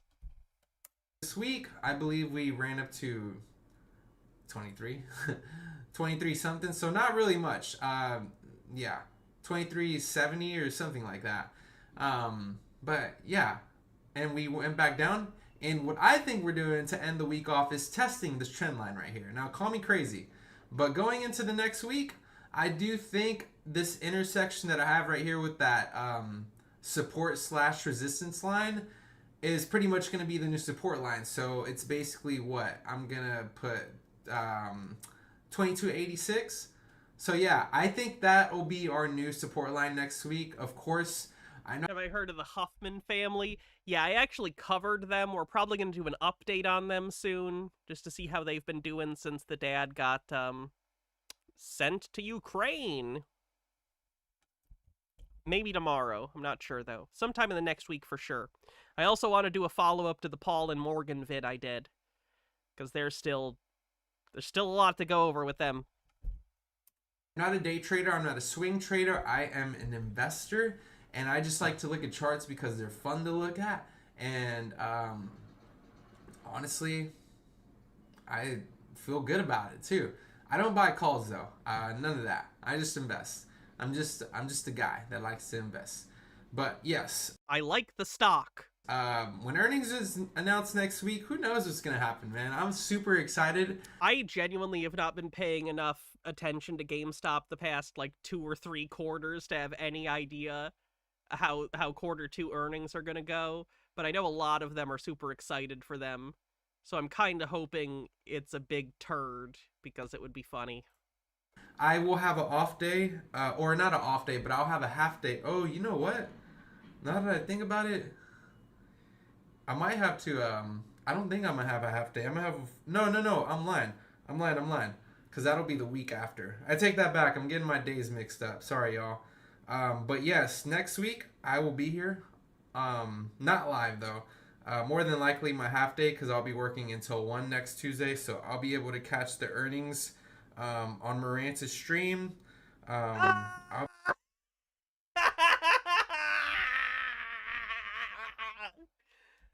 Of course he knows Marantz. Why wouldn't he? It's a small community. I get it.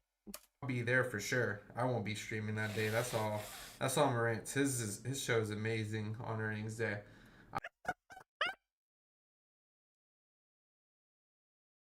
The bar's so low.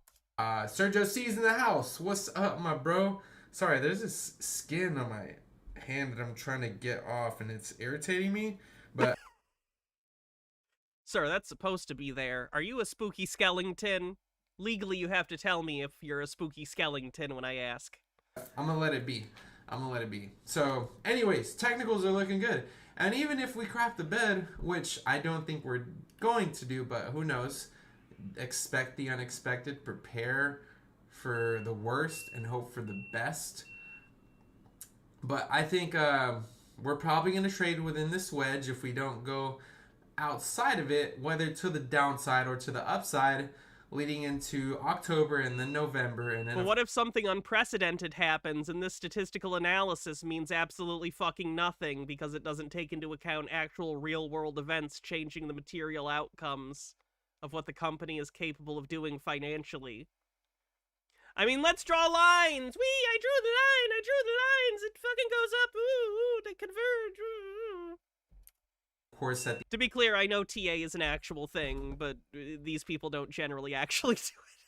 the end of the year in December, and then when is because I know they usually announce Q3 earnings around the winter. I always forget which date. Whoever can remind me, put it in the chat, please. I feel like I should know, but you know what? This damn skin on my freaking hand is kind of poking at me, but I need to stop poking at it. But you know, everything is looking good for us, fellas and ladies. Ladies and gentlemen, I introduce to you... Ruby was just here. I was about to pick her up, and then she ran away. But I think that's it. I'm going to go ahead and head out and go to work. I know my streams are usually short, but I didn't prepare for this one, so I don't want to just keep y'all and waste y'all's time just going over the same thing over and over again. It's Dynamite_41, and y'all, GameStop is still available to buy for the next 1 hour. The next hour and 45 minutes, so it's looking good. We're gonna look great in the... I just noticed he has a bunch of GameStop stuff on his wall. Do you think he brings women over and leaves that shit up? That's a mood killer, man. Let me tell you. I hope you take that shit down before you try and riz someone up or whatever kids say. I don't know. A couple of days, months, weeks, years, however long it takes. And I'm here. Yeah, I took 2 months off, but back now. All right. Anyways, everyone, I'll see y'all soon. I don't know when the next video will be, but definitely not in 2 months. Peace out. This guy's depressing. Reality is depressing. Get used to it. Anyway, thanks everyone for hanging out. Wait, no, we should... What's Ape Father up to? Do we need to check out the Ape Father? I don't even... Remember he got catfished? What was up with that? He got catfished by that woman named Sarah? Oh, he's posted this stuff again. Okay. Forget about it, Maron. What makes Ape Father the ultimate Italian? It's the eyes, Chico. Oh, he's one of these Italian Americans that makes their whole personality that they're quote-unquote Italian. Okay. Has anyone seen the episode of Sopranos where they go to Italy and they're very confused and out of place?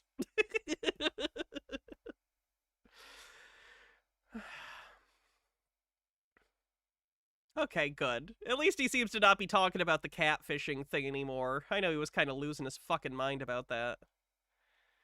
So that's good. Oh, he went to Epic Universe. That's fun.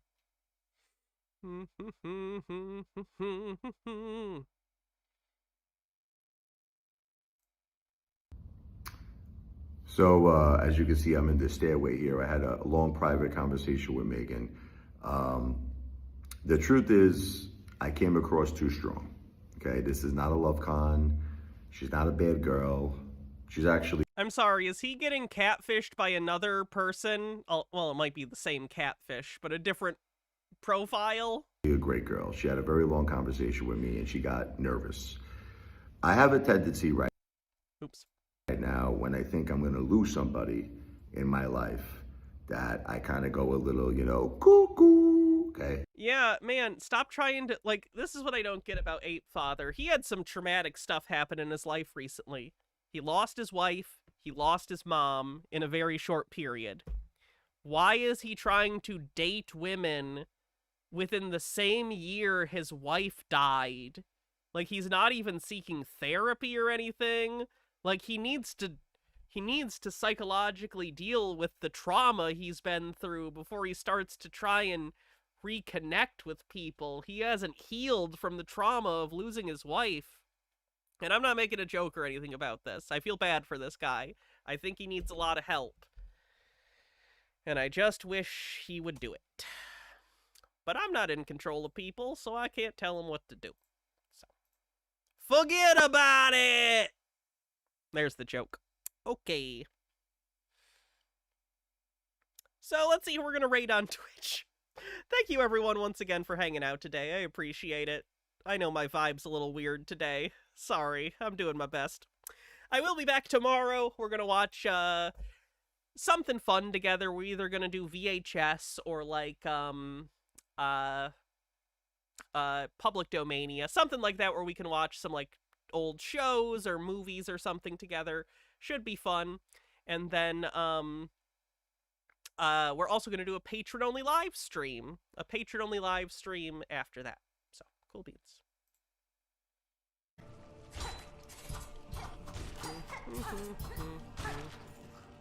All right, cast felt. All right. Have a great night, everyone. I will, wow, my brain is not working really well. I'm hungry. Sorry, I didn't eat lunch today. All I had was those Doritos and a single Oreo. So anyway, I'm going to go make dinner with my wife. We're going to do some burgers, fries, and we have a pie to heat up. So very excited about that. Let's do the raid. Alrighty. See you tomorrow, everyone. Have a great night. I know I will. And, don't invest in GameStop, probably. It's not financial advice. Alright, see you, everyone. Have a good night. Oh, like the stream if you're on YouTube. Hit the thumbs up. Do it. Double tap the screen or hit the little thumb.